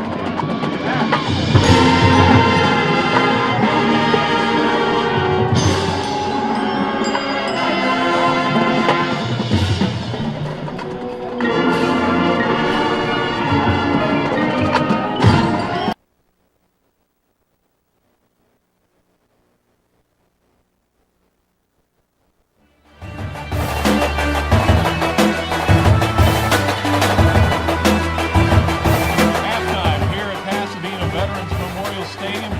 21-10, Pearland's got the lead at the half. I'm Lonnie King along with Kim Moore. We're glad you're back with us, Ken. In the first half, it's really been a story of execution problems for Pasadena Memorial. A couple of turnovers have really hurt them. Yeah, some big turnovers in the first half. Set up Pearland deep in their territory, and they also had a real short kick on their first possession of the ball game, only a 9-yard punt. So of the 3 touchdowns for Pearland, they only had to go a total of 34 yards on 2 of those. That helped them to that 21-10 lead. Yeah, and for all the problems, though, that Memorial has had, they're still in this game. They could be right in there in the thick of it, and maybe a break or two early in the third quarter, and they are back in this. Well, one thing they're going to have to do, as we mentioned, is take care of the football. They're going to have to find a way to flip the field position, try to force Pearland to go the length of the field on some of these drives. Pearland has had great field possession here in the first half. We'll see if Pasadena can turn that around in the second half. Yeah, and for the Pearland Oilers, I would think they want more of the same. Ball control, eat up some clock, just keep the ball away from that Memorial offense. Yeah, well, with these windy conditions out here tonight, both teams have been real conservative keeping the ball on the ground. Only 16 yards through the air for Pearland, only 11 yards through the air for Pasadena, and they have 2 interceptions to boot. So both teams want to try to keep it on the ground and ground it out here in the second half. Yeah, the wind was a factor in the first half, probably will be here in the second half as well. We'll find out when we come back. It's an LSM Football Friday. We're at the half. Pearland's got a 21-10 lead here over the Memorial Mavericks.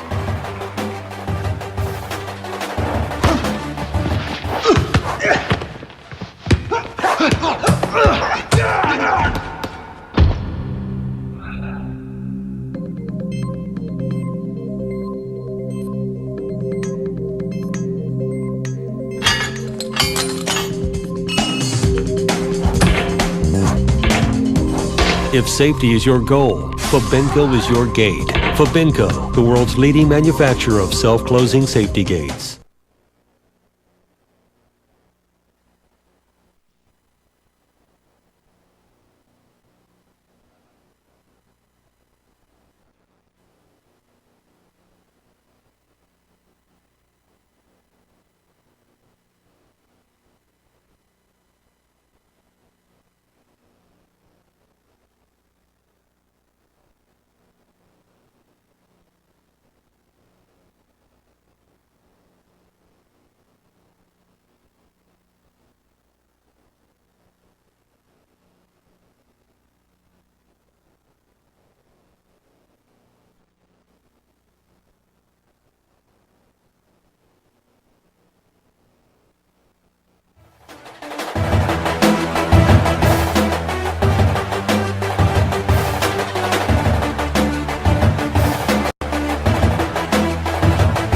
Just about set for the second half kickoff.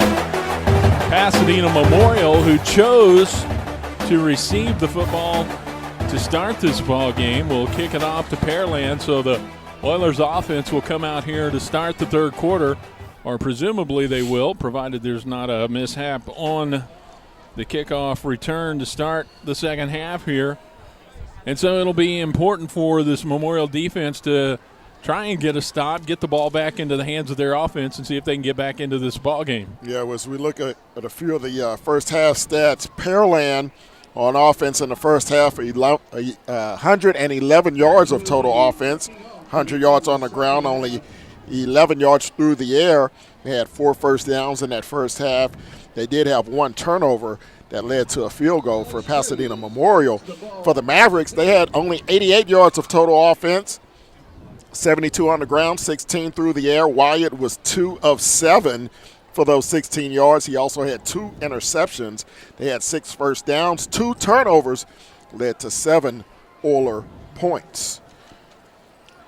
Cruz, who came on in the first half and kicked the field goal, a 37-yarder, will kick it off to start the second half here, and didn't get all of that one. Angles it toward the near sideline. It goes out of bounds at the 23-yard line, so the option will lie with Pearland as to whether they want to re-kick or take the football, and it looks like they will take the football.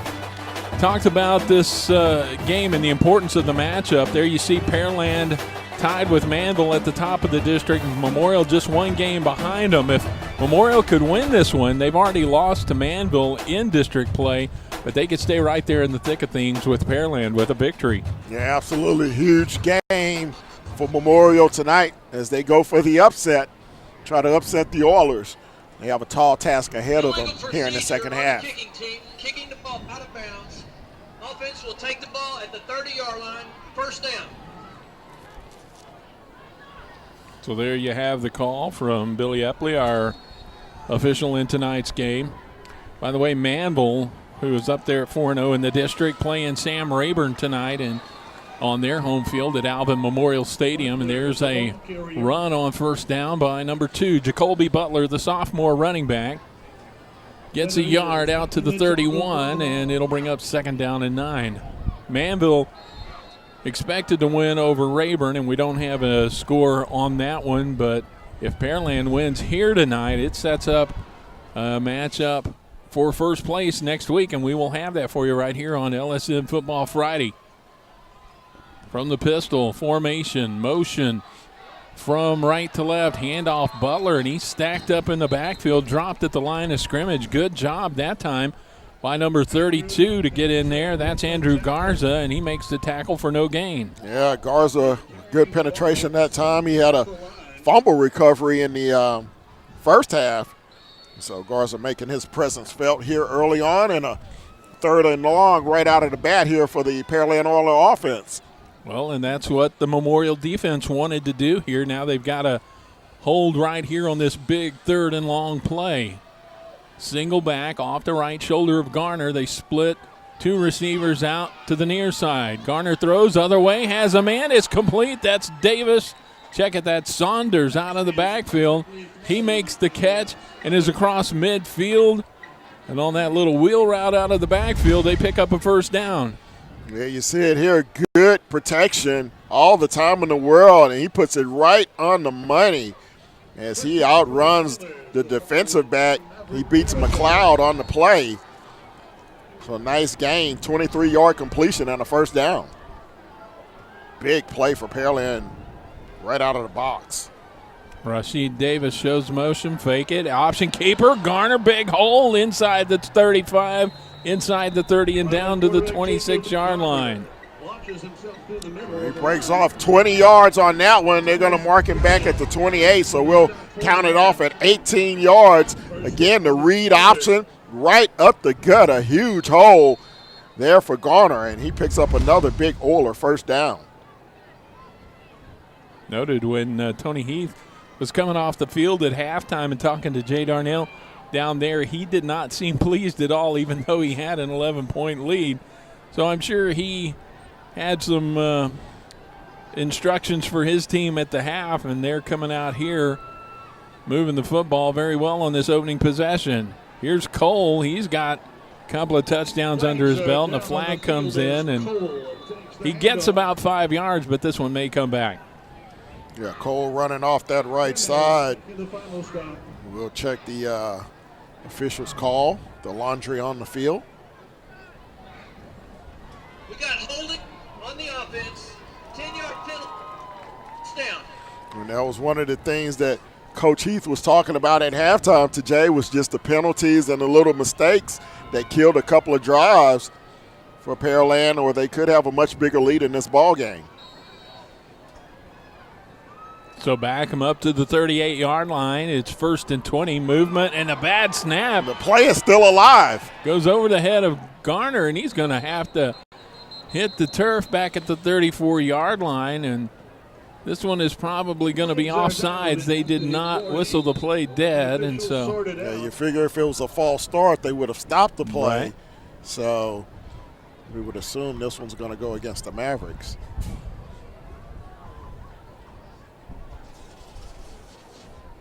Before the snap, we got offsides on the defense, 5-yard penalty, 1st down. Watch the movement Well, again. it wouldn't result in a 1st down.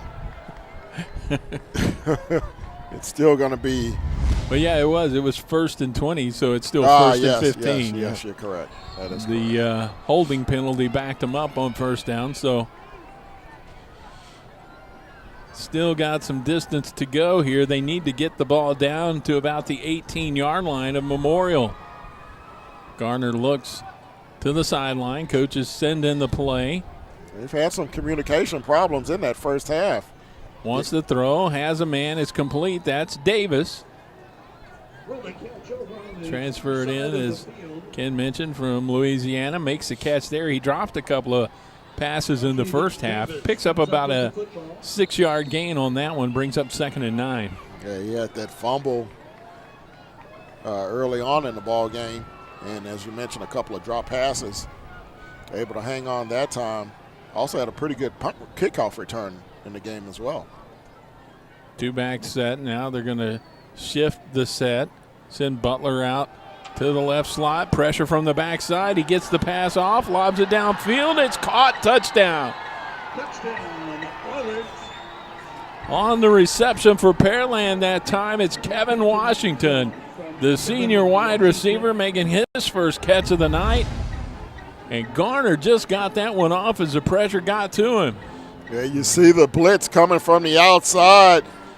The rusher got there just a little bit late, unable to make the play. And Garner hits Washington for the TD strike. Looked like Diallo Dulin who got in there. But just a split second after the pass had left the hands of Garner, the extra point is up, and it is good. And so now, with 8:42 to go in the third quarter, our new score on the board is Pearland 21 and Memorial 10. Well, that's a big, big opening drive for Pearland to put some distance between them and Memorial. Looked like Memorial had an opportunity to stop them. They had that 3rd and long situation, but they got the big pass play to convert the 1st down, and then a big 18-yard run by Garner to put him in position for the touchdown strike to Washington. And let me correct myself, 28-10 with 8:42 to go here in the third quarter. And Memorial had Pearland stacked up at 3rd and 10 in their own end of the field with a big 3rd down completion to Saunders out of the backfield from Garner. Kept the drive alive, and they got into gear after that and took it in for the score. Yeah, that was a 6-play, 70-yard drive. Took 3 minutes, 18 seconds off the clock. Touchdown strike from Garner to Washington, 27 yards. Puts us at a 28-10 score right now. I would think if there's a bad sign for Memorial out of that drive, it's that Pearland seems to have found the rhythm in the passing game a little bit. And they did that into the wind. You see the wind holds up this kickoff, and it's on the turf, and Pearland's got it. Oh, my goodness. The upbacks were looking to block instead of watching for the ball, and nobody picked it up, and Pearland's going to get excellent field position. Hey, guys, just watching him kick that ball, I think he was trying to kick it deep. I don't think they meant to do that. No, I don't think he did either, but the wind is so strong. Once it got up into the atmosphere, the wind just knocked it completely down, and the Mavericks were not prepared. They were setting up for a return, and no one recovered the football. So a big break for the Oilers as they try to put an exclamation point on this one here early in the third period.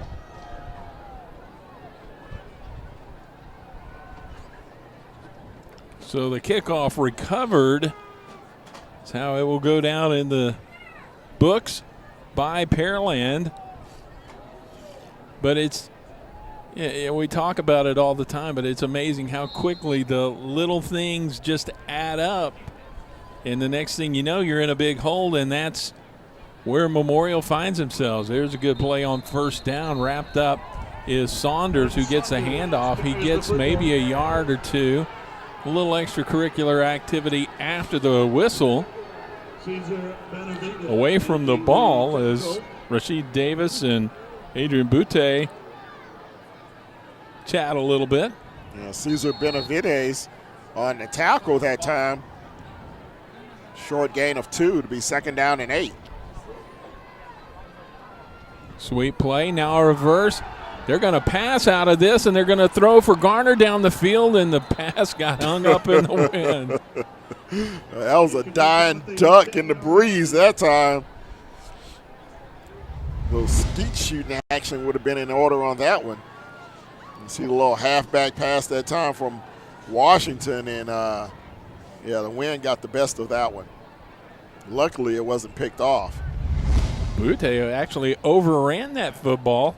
That's how much the wind was playing with that. He looked like he had the best shot at it, and that would have been a big interception, but overran it, and it falls incomplete, and now it's 3rd down and 8 from the 32-yard line. 2 receivers to either side of the formation, ball on the right hash mark. Garner wants to throw, picked off, intercepted. 40, 45, 50, still on his feet, and that's Vasquez, or Garza, check it, and he's made another big play, and he's got the ball back down in Pearland territory. Well, Garza just read the quarterback's eyes that time.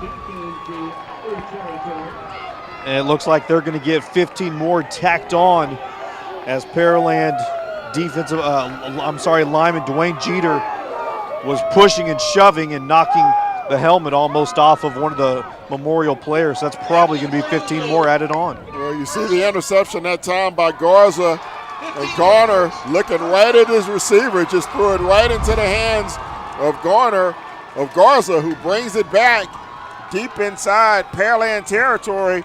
So now the Mavericks with a golden opportunity to fight themselves back into this ball game. As Jay said, they did tack on the extra 15 down to the 16-yard line. So set up in the red zone on this possession, and this is a golden opportunity for Memorial. And really, without overstating it, it's one you cannot allow to escape if you're the Mavericks right now. 2 receivers out to the near side. They'll go with the reverse. Turner looking for a block, has Wyatt in front, but he's going to be hit at the line of scrimmage. Good job by the Pearland defense to stay at home and not allow that play to develop. Tyler Hilaire put a hellacious hit on Turner that time. As you'll see this one develop, just a little flip back, and the Oilers were not fooled at all on that play. Lucky to get back to the line of scrimmage, actually a loss of 1. Hey, guys, going back to that interception there, I just don't know why you would throw the ball and force the ball in the air when you've been grounding and pounding it in the running game. There's just no sense in risking it while you don't have the wind. Well, they just had a good possession with a long touchdown pass, so that's probably why. Pitch back to Turner, runs it to the right side. He's going to be stacked up, and this time wrapped up by big number 88, Ryan Griswold, who just wraps him up and then falls on him. They also got lucky on that last touchdown because the defender fell down. That ball kind of hung up in the air for a while. A loss of another yard. 3rd down and 12 at the 18-yard line. Wyatt hands it off. Turner up the middle. Hole opened up for just a second, but it closed as quickly as it opened and dropped by Gibberman, and also Dotson gets in there to stop him just inside the 15, and now it'll be 4th down. I think luck only matters in horseshoes and war. I'm going to have to separate you two guys. So now here comes Cruz. He's going to try and put points on the board with the wind at his back. Had a 37-yarder. This would be from 31 out near hash mark. Wyatt the holder, and the kick is up. Line drive kick, and he kept it wide to the right, and so it is no good.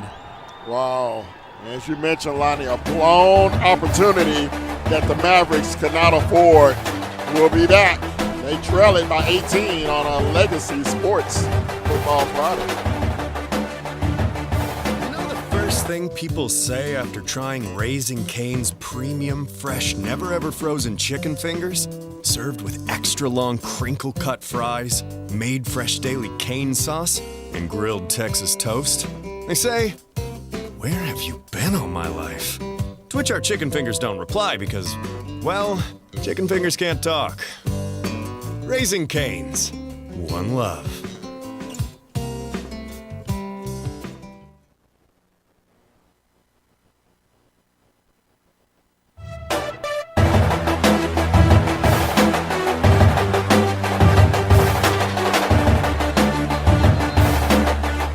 Back to action here at Pasadena Memorial Stadium, and on the first down play, Jacoby Butler gets a handoff, and he's wrapped up quickly, gets back to the line of scrimmage, which is about the 21-yard line, but there's a flag down. Let's hear from Billy Epley.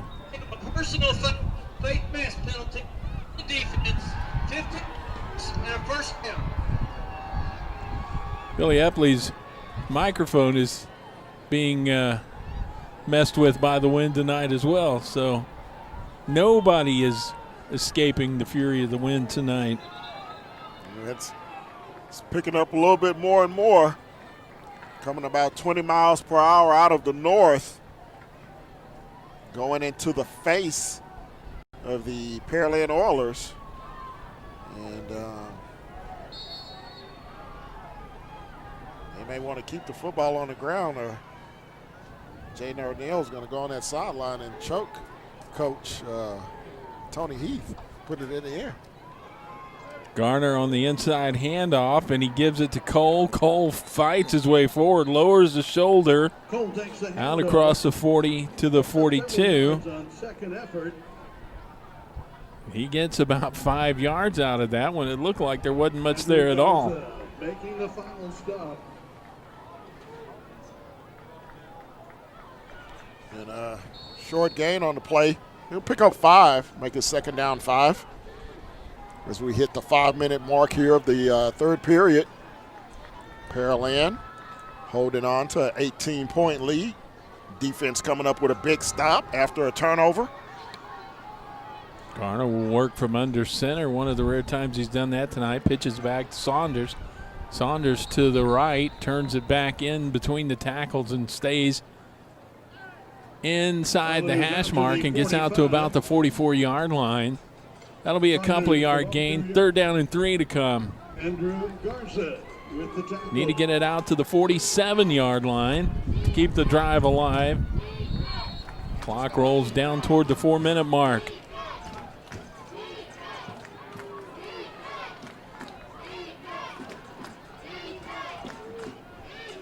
Tight end tight to the left side of the formation. Motion this time from Washington.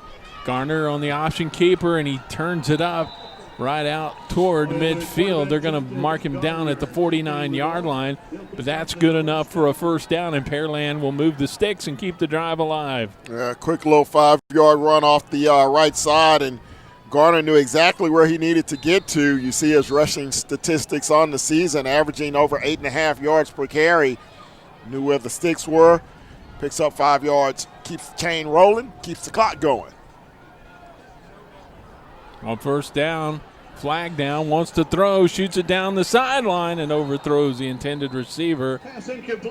That was intended for Maps, Andrew Maps. The senior wide receiver couldn't catch up to it, stops the clock, but let's see what this flag's about. The referee getting a lot of airtime here tonight.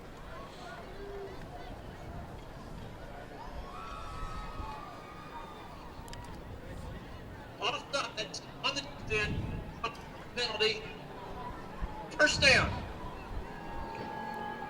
So step off 5 against Memorial, and penalties, turnovers, the little things that add up to a big thing have hurt them tonight. And now 1st and 5, there's a pass complete. Maps makes a catch, turns it to the sideline, stays on his feet, and gets down to about the 31-yard line. Good enough for a first down, 15 yards on the pickup, and they'll move the sticks again. Well, Coach Heath not putting his foot on the brakes just yet. A big cushion on that outside against the outside receiver. Gets an easy throw and catch from Garner to Maps for the first down. They actually give him the 29, so call it a 17-yard gain. There's Cole. Big hole opens up for him on the right side, and he carries it down inside the 25 to about the 24-yard line.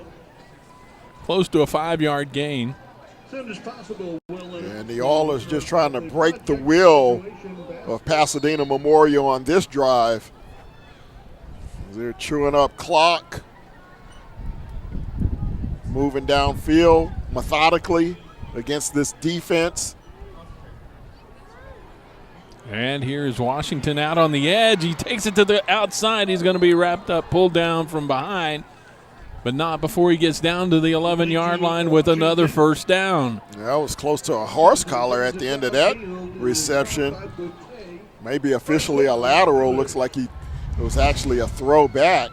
We'll check it here. Yeah, just throw it right down the line, actually a catch.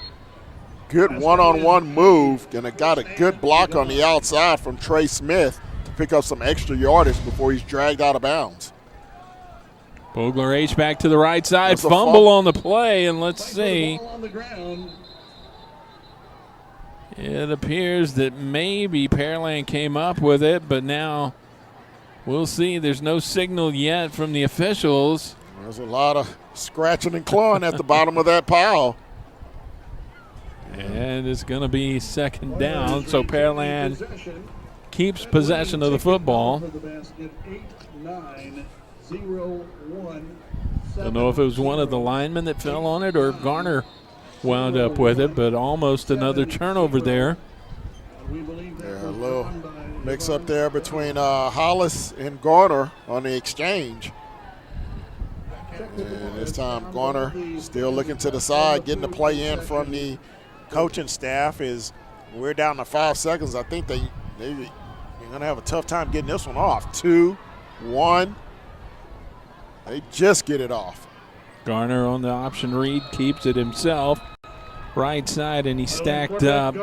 Gets maybe a yard, give him the 10.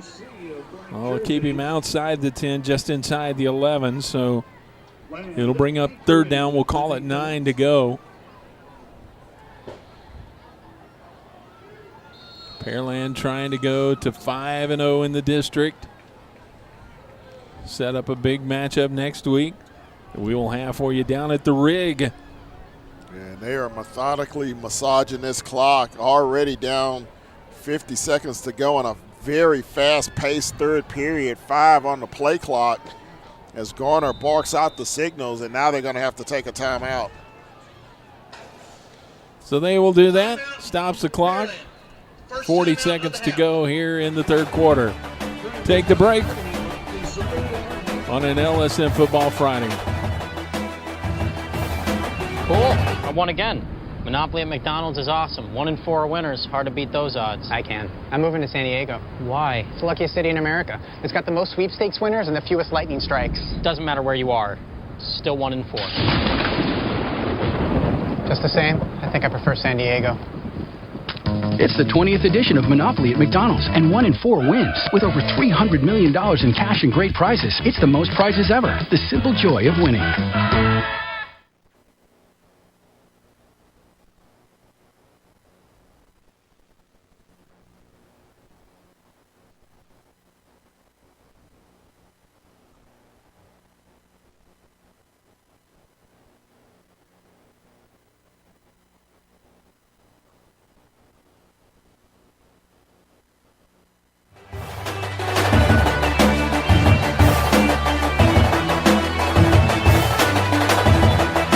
talked about Pearland's defense coming into this one tonight, averaging just 6.1 points per game allowed. They've allowed 43 points in their first 7 ball games. They've slipped a little tonight. They've given up 10 to the Memorial Mavericks as we head down toward the fourth quarter. But Garner wants to throw a little fade to the corner, and in the back of the end zone, it is caught for a touchdown.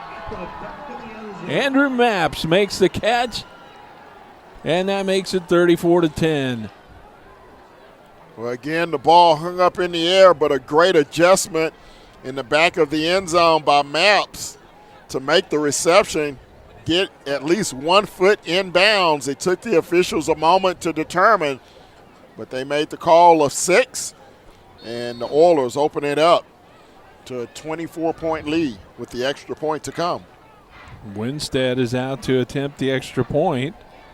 Keller, the JV call-up, connected on the first one tonight. We were told Winstead was hurt, but he apparently told the coaches he feels well enough to give it a go, and he kicks the extra point on that one, makes it 35-10. Just a little over a half a minute to go till the fourth and final quarter, and now it's a 25-point lead for the Pearland Oilers.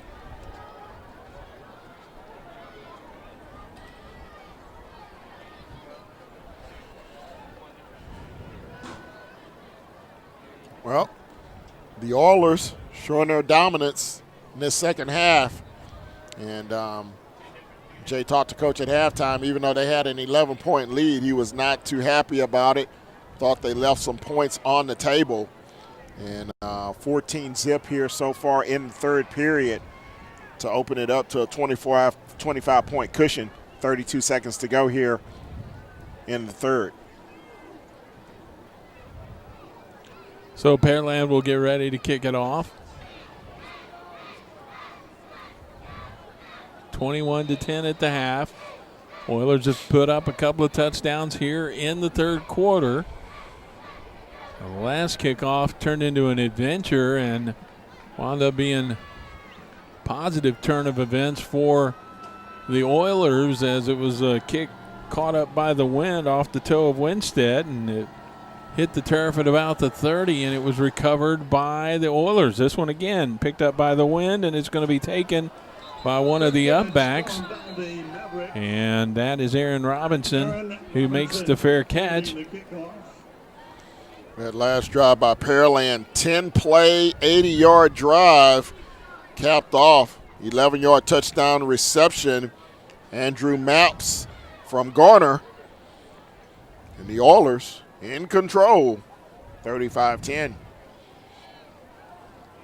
32 seconds to go here in the third quarter, and now Memorial has to have a little bit more of a sense of urgency. They need basically 4 scores, and they really need to shut down Pearland the rest of the way, and that is going to be as tall of an order as it sounds. There's a handoff and trying to carry it right into the pile that time on the first down play. New running back into the game for the Mavericks, and it is number 20. That's Armand McLeod, 175-pound senior, and he is met right at the line of scrimmage and dropped for a loss. Yeah, big hit, met right in the line by Justin Phillips, the junior linebacker. He'll drop him right at the line of scrimmage, and that'll be the last play of the period, a period that Pasadena Memorial would like to forget. They trail it 35-10 as we move to the fourth on the Legacy Sports Network. Busy in here. Yeah. Progressive Mobile is really catching on. People can do it all. Get a quote, buy and manage their policies. It's great. Well, what's with the music? Dude, getting a car insurance quote, I'll let it go to voicemail. Putting it on vibrate. It'll pass. Our giant store on your little phone. That's Progressive Mobile.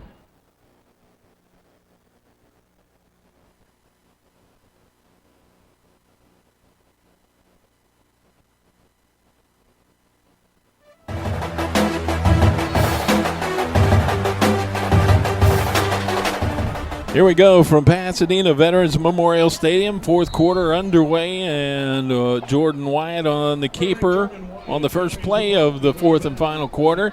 Carries it out across the 30 to the 31-yard line, a 2-yard gain. And that'll bring up third down and 8. In that third period, Pearland ran 19 offensive plays to only 5 for Pasadena Memorial, as the Oilers had the ball for a good 10 minutes of the 12-minute clock. Wyatt rolls out, wants to throw, but he's going to be hit in the backfield and dropped. Sack by the defensive front for the Oilers. And we've got a whistle as the officials stop the clock. There is a player down, and so we've got a timeout on the field, but it will be fourth down for Pasadena Memorial. Yeah, 152 yards of offense in that third period for Pearland. Officially 0 yardage for Pasadena Memorial. And if things stay the same, Memorial will drop to 3-2 in district play. Looks like Pearland's going to move to 5-0 unless something miraculous happens. Jay? Can you? Okay, here we go. I got a guy. I don't know if you can pan the cameras down. I got a guy over here that can. They need to put him on the football field. If you ever watch the Oakland Raiders game, this guy looks just like here. Scoot back a little bit so the cameras can get you. So tell. he's like a linebacker here. So what do they call you? Apocalypse. Apocalypse. Call me Pablo Tate if I say apocalypse, because the apocalypse is coming. Mad pride, baby. Woo! That's how we roll, black and teal all the way. Our blood runs till. Kick is down at the 38. And he blew the microphone. He blew Jay's mic. Well, that's one thing that Memorial's winning tonight, the battle of the mascots. So yeah, now that's the best. That's the best one we've seen this year. Put that in your pipe and smoke it. Oh boy, that guy should be up a level or two. He should be, running around an NFL sideline. Put him at linebacker. Pearland may only have 5 points tonight instead of 35. You know what I mean? Oh, goodness. Fourth quarter, and Pearland with the football after the punt. They take over at the 38-yard line, 1st and 10. And Memorial's into the field. Here's a handoff on first down. And that will be Hayden Cole, who carries it forward inside the 35 down to about the 33-yard line. And again, he picks up 5 yards on the carry. Doesn't look like much, but they're moving that pile forward. And the running backs are able to pick up decent yardage. And Johnson is out there at quarterback now.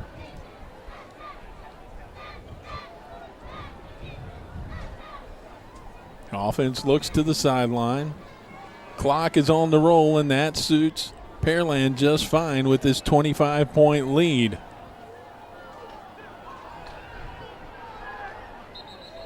Now a whistle and play clock rolls down to 0.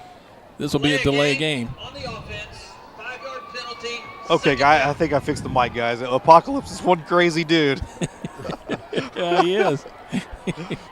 He is. We were saying he needs to be on an NFL sideline. He's actually a teacher here at Pasadena Memorial, so that's good to see him get all the kids involved, and everybody has a good time with it.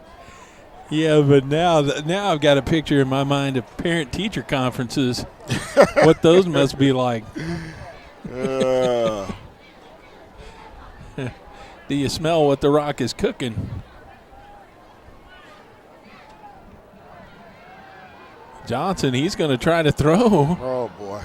On the second down. Now Ken's going to come down on the sideline and join you, Jay. Now,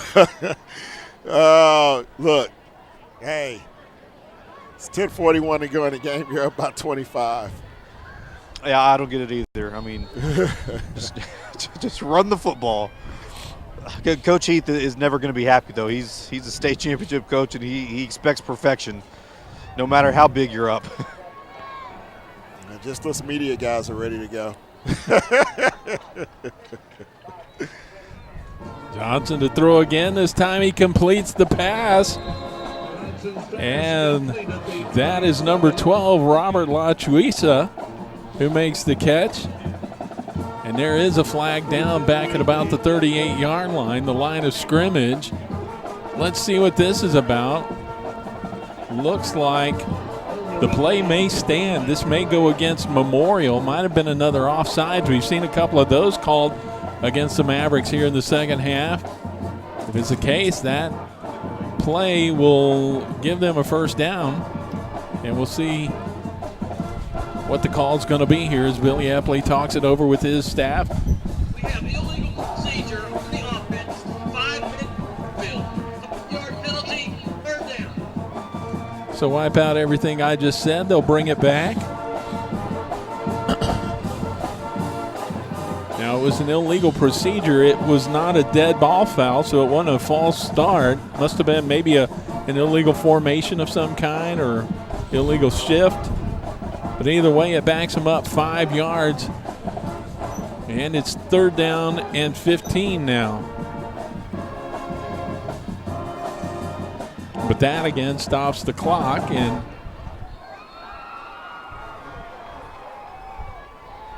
Kalen Johnson will line up in the shotgun. Pump fake. Now he's going to tuck it under and run. Goes toward the left sideline over by the Pearland bench. He's going to be wrapped up. There's Garza, who rides him down from behind at the 41-yard line. He'll get a couple of yards out of that, but it'll still be fourth down, and it'll be 4th and 13, and you'd have to think that they will kick the ball away here. Yeah, you don't want to give Pasadena Memorial any more opportunities with good field position to even think about getting back in this football game. Mavericks don't have anyone back deep as they're skeptical of a fake punt possibly.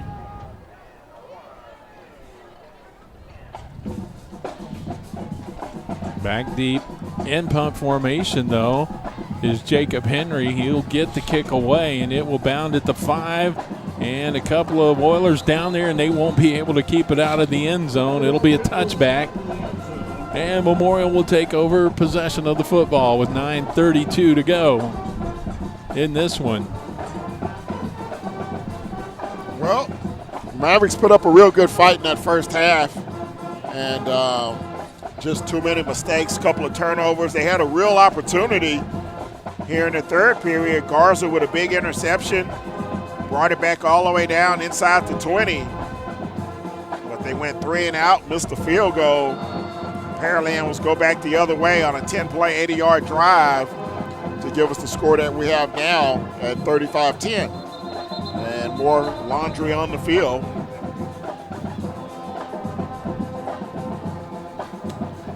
Pearland on defense. Was going to talk about as dominant as. Substitution on the defense, 12 men on the field, 5-yard penalty, second down. Well, Billy Epley says second down. That was a first down play, though, and so it will be 1st and 5 from the 25-yard line, and Memorial back to the line of scrimmage. We'll talk about Pearland here in just a moment. There's a handoff, and this is McLeod still on his feet, churning those legs out across the 35 to the 37-yard line, and that's a big 12-yard gain and a first down. Talk about Pearland after tonight. If this lead holds up, they'll go to 7-1 on the season, 5-0 in district play. Only 2 ball games remaining in the regular season. My, how the regular season has flown by. And next week they have that big showdown right back here on LSN. McLeod again up the gut. Gets a yard, maybe 2 out to the 39-yard line. You know, they are 6-1, these Pearland Oilers coming into this game tonight. Their only loss, though, was back in week 3 to the Memorial Mustangs out of Houston Memorial. And that was a rainy night. in the Houston area, and play was a little sloppy. They had a couple of turnovers that turned out to be costly, and Memorial's got as good a defense as Pearland does. Came away with a 20-8 win, and that's the only blip on the screen for Pearland this season. Here's a handoff and gets a yard.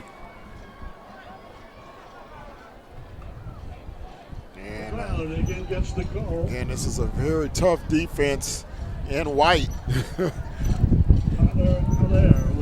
Pasadena Memorial was able to put together one nice drive in the first half. The other field goal was set up by a turnover.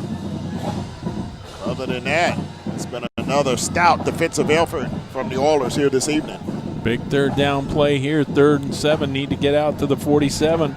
Wyatt under duress, throws, tried to set up a screen, and Acosta could not reel it in. The pass was a little bit high. He got fingers on it, but couldn't reel it in, and it's 4th down. Nice call that time. They had the screen set up to the right side. Unfortunately, Acosta tried to run before he had it.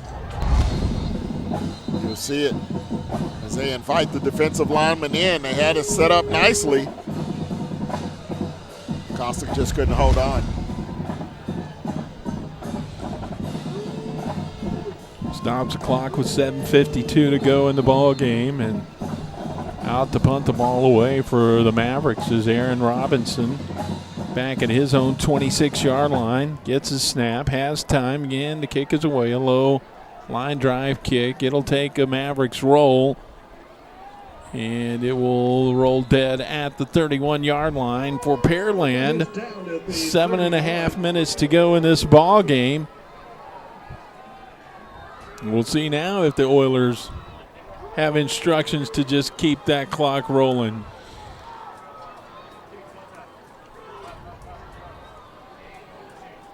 Mavericks dance team, you look across the way, there's their counterparts from Pearland High School.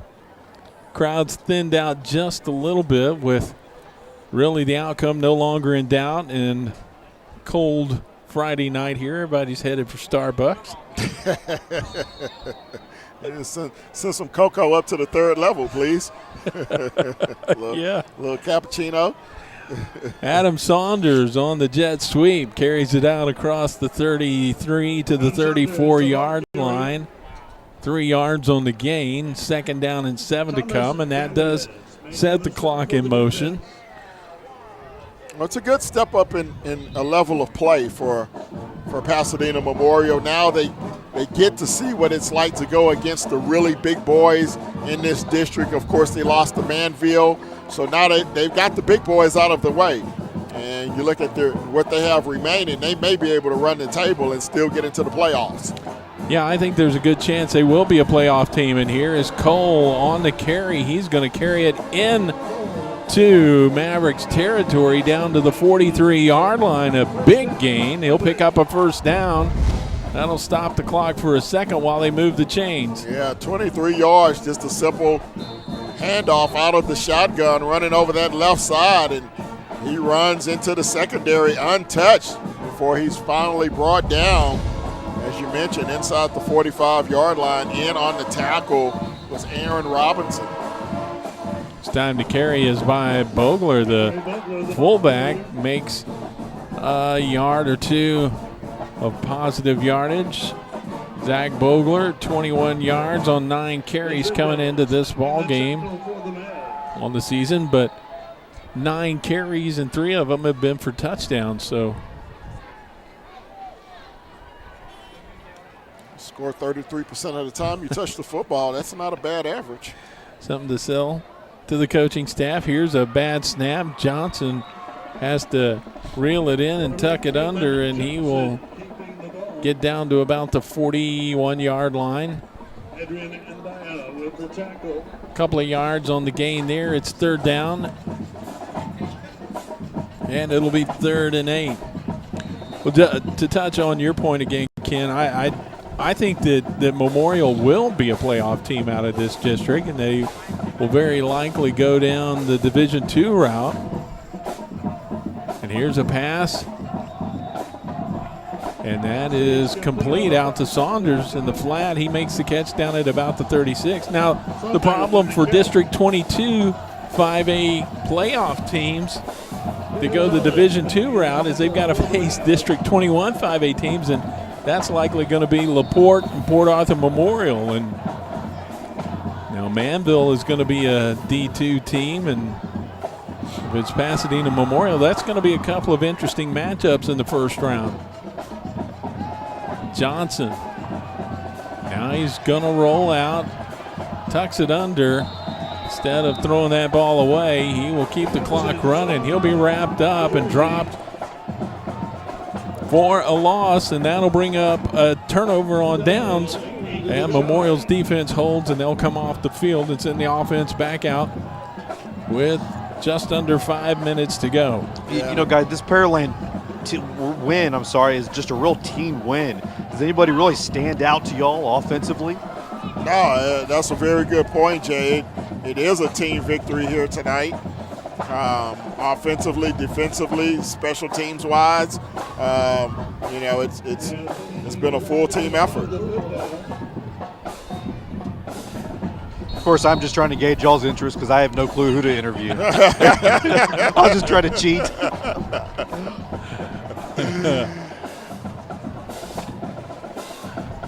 Garza has been the man that stood out on the defensive side for Pasadena Memorial with some big plays in this ball game. A fumble recovery, an interception, a couple of sacks, a couple of tackles behind the line of scrimmage. Pass on that play out to Turner on the edge, and he gets about 5 yards out to the 41. You know, now much to your dismay, Jay, Jacob Garner had a good night throwing the football in that third quarter against the Wind, so that may be a topic of conversation during post-game. Play fake, Wyatt rolls out, wants to throw, has Turner. He has to stop and wait on the ball, but he makes the catch inside the 45 down to the 42-yard line, and that's a first down. Well, Wynn played with that one, but Turner waited on the football. Yeah, Gilberman just winds up and throws it as hard as he can into this breeze. And, excuse me, I'm on the wrong Jordan Wyatt. Here. Jordan Wyatt. He rolls out, wants to throw again. On the run, it's picked off. Third interception of the night, and this is Dotson again. He may go to the house. 30, 20, 10, 5, touchdown Pearland. That's going to be a 71-yard pick six the other way. And as you mentioned, Jordan Wyatt, his third pick of the night, as he's just rolling to his right, throws downfield, just again overshoots his receiver, throws it into triple coverage. No business throwing that football where he did.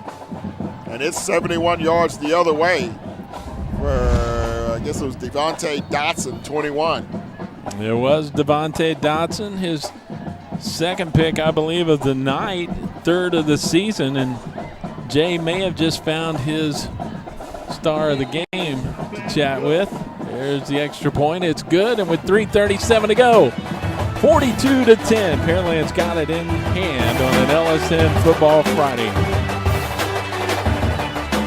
know the first thing people say after trying Raising Cane's premium, fresh, never-ever frozen chicken fingers?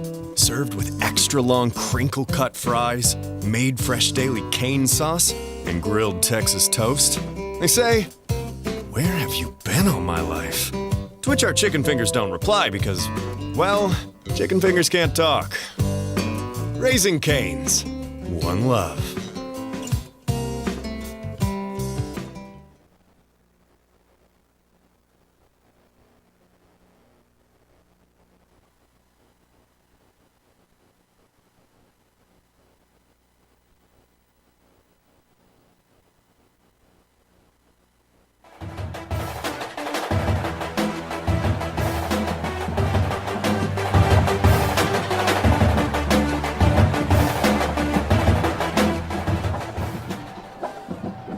42-10 here, 3:37 to go. Got some updates from around the area. Cinco Ranch has defeated Seven Lakes in District 19 5A, 27-7 the final there. Terry and Foster faced off in a battle for first place in District 23 4A, and Terry is leading in that one going into the fourth quarter. 20-18 is the score we have on that one. Dawson and Friendswood after 3 quarters. Pearland Dawson with a 28-27 lead. Ooh, that's a good one. LaPorte all over Channelview, 56-7. Here's the fake on the Statue of Liberty. Boutte still got it, and he's on the run out across the 40, 50, cuts it back in to the numbers, and he slipped up, or else he might have been gone. But another great return. That's been the best offense tonight, has been special teams for Pasadena Memorial. Yeah, it's the second time they've run the little Statue of Liberty. This time, Boutte keeps it. And he has a lot of room over here to the near sideline. Cuts it back in. Finally tripped up there, and then he bumps into his own man, Armand McLeod, at the 42. So that's where the Mavericks will begin this possession. 3:24 to go in the ball game. They trail at 42-10. It was a 21-10 game at halftime. We had a ball game, but Pearland Oilers came out with an attitude, a bad attitude in the third period. Shut them out 14-zip. Made it 35-10 going into the fourth, and then the pick six just a moment ago by Dotson.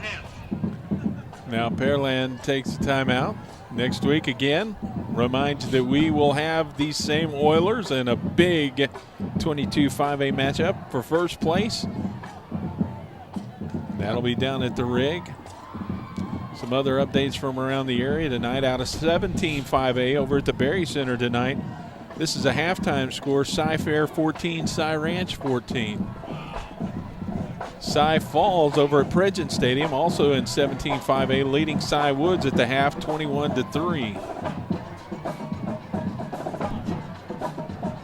So football weather has arrived, catching up with the season just in time for last couple of weeks of the regular season. We hope it sticks around. Here's a pitch back to Turner, gets the edge, still on his feet, 20-15, race to the end zone, and he's in for the touchdown. Reggie Turner showed a burst of speed there. Yeah, Reggie Turner, 42 yards around that right side. You see his big lineman out pulling in front of him. Got a great block from 64. That was Taylor McCoy. And Turner does the rest, gets into the end zone. His 12th touchdown of the season. Going for 2, and there's a mix-up on the snap, and McLeod falls on it back at the 10, but the conversion is no good, and so the score will stay right where it is, 42-16, 3:14 to go in this ball game. Mavericks never say die as the flag team struggles down the field into the wind.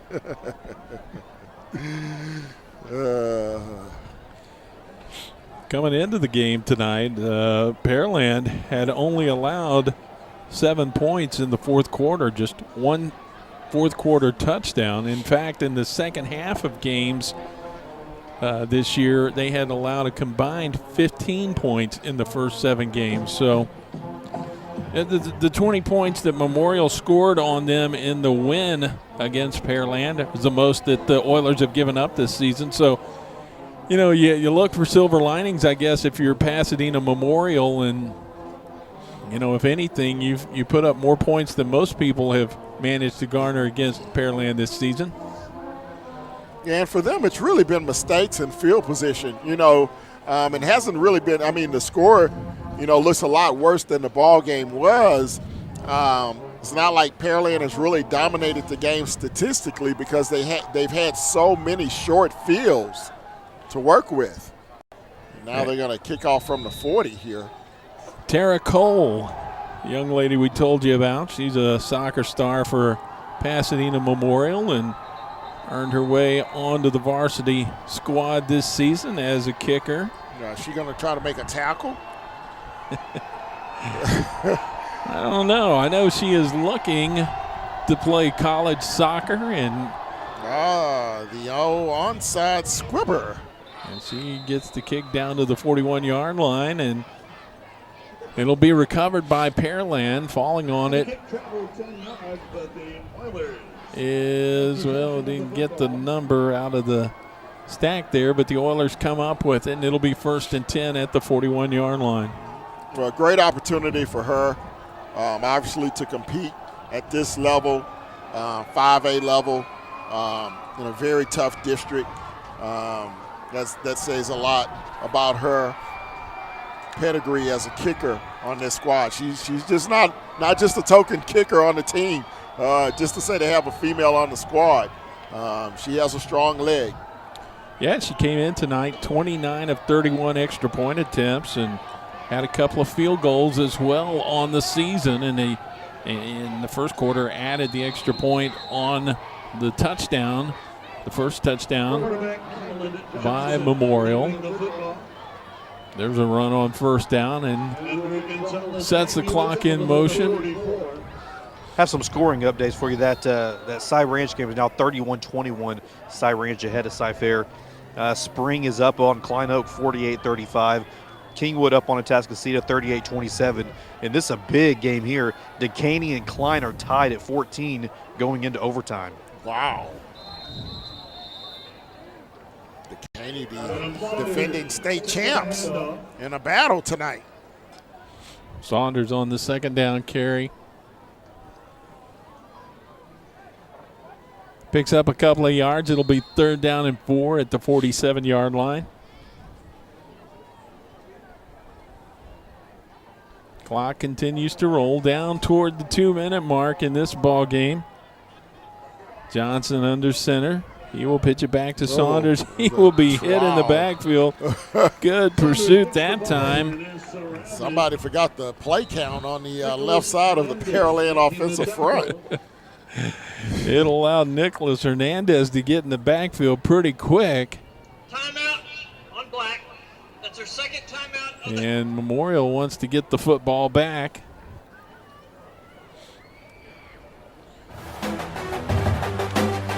So we'll take the break, 42-16 on an LSN Football Friday. Get the 20-piece McNuggets. What? That lovely girl that caught your eye? The 20-piece McNuggets are only $4.99 on the extra value menu. You offer to share them. A conversation begins. That's pretty smart. I've been around. 20-piece chicken McNuggets. Just $4.99. Only on McDonald's extra value menu. The simple joy of being extra smart.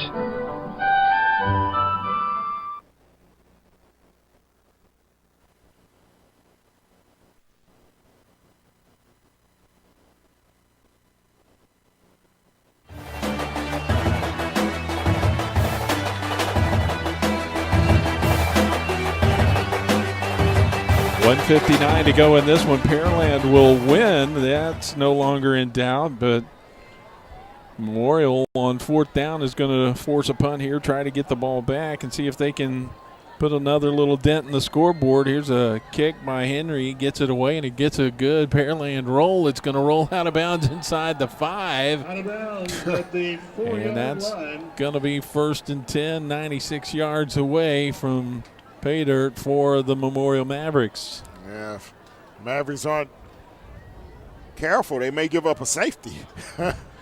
Score may go the other way to close this one out tonight. Well, for the Mavericks, you have to come out of this one saying that we fought with a good ball club for a half, but we just made too many mistakes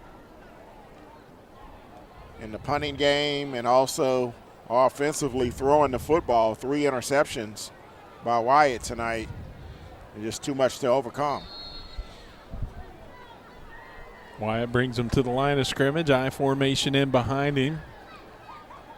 On 1st down, he'll hand it off, and out of the backfield that appears to be number 22 in for the carry, Tony Juarez. a senior running back.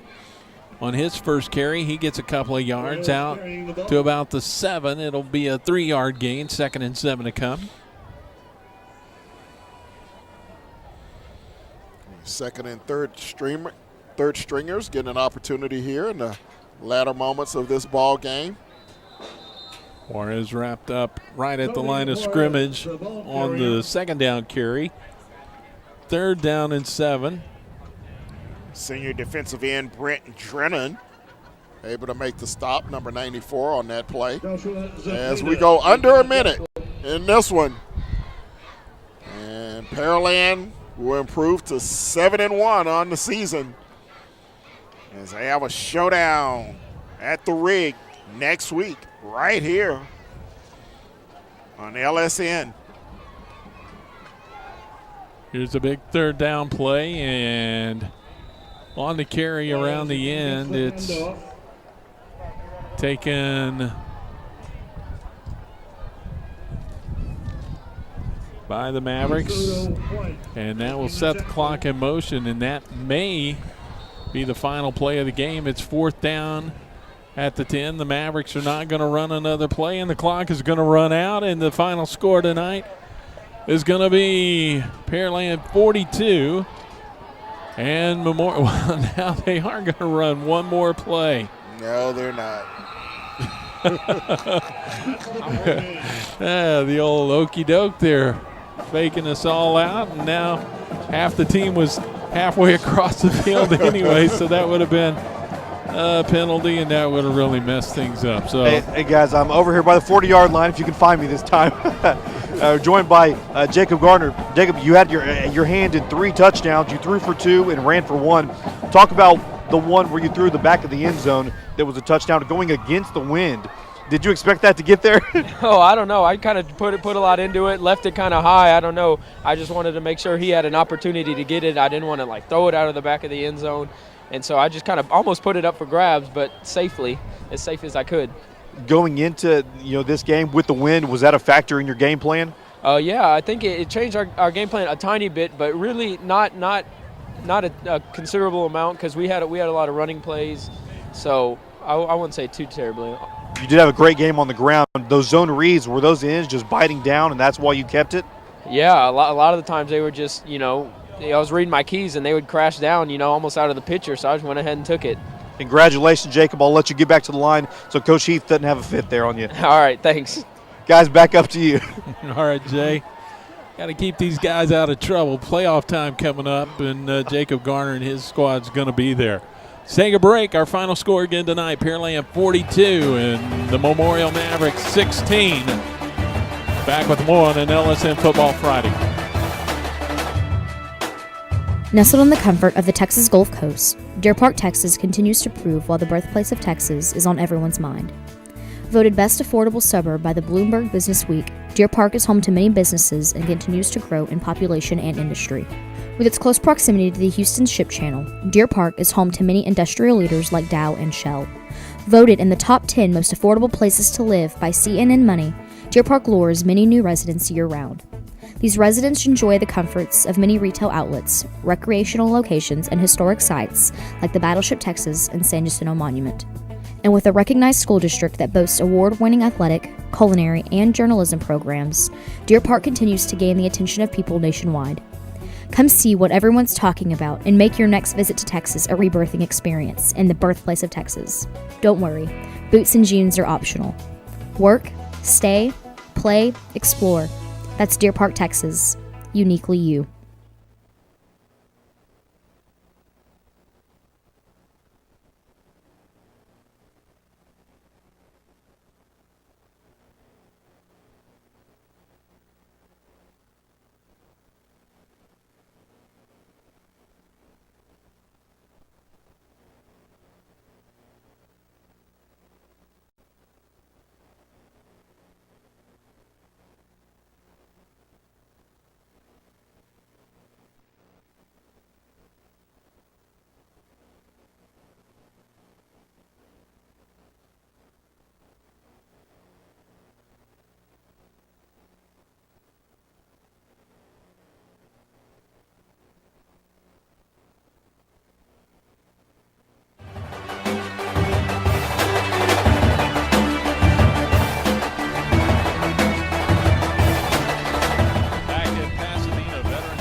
Memorial Stadium. Our final score tonight is Pearland 42 and the Memorial Mavericks 16. And as you said in the fourth quarter, Ken, it was a lot closer for a little while than the scoreboard would indicate, but Pearland really showed why they are 6-1 and coming into this one now 7-1.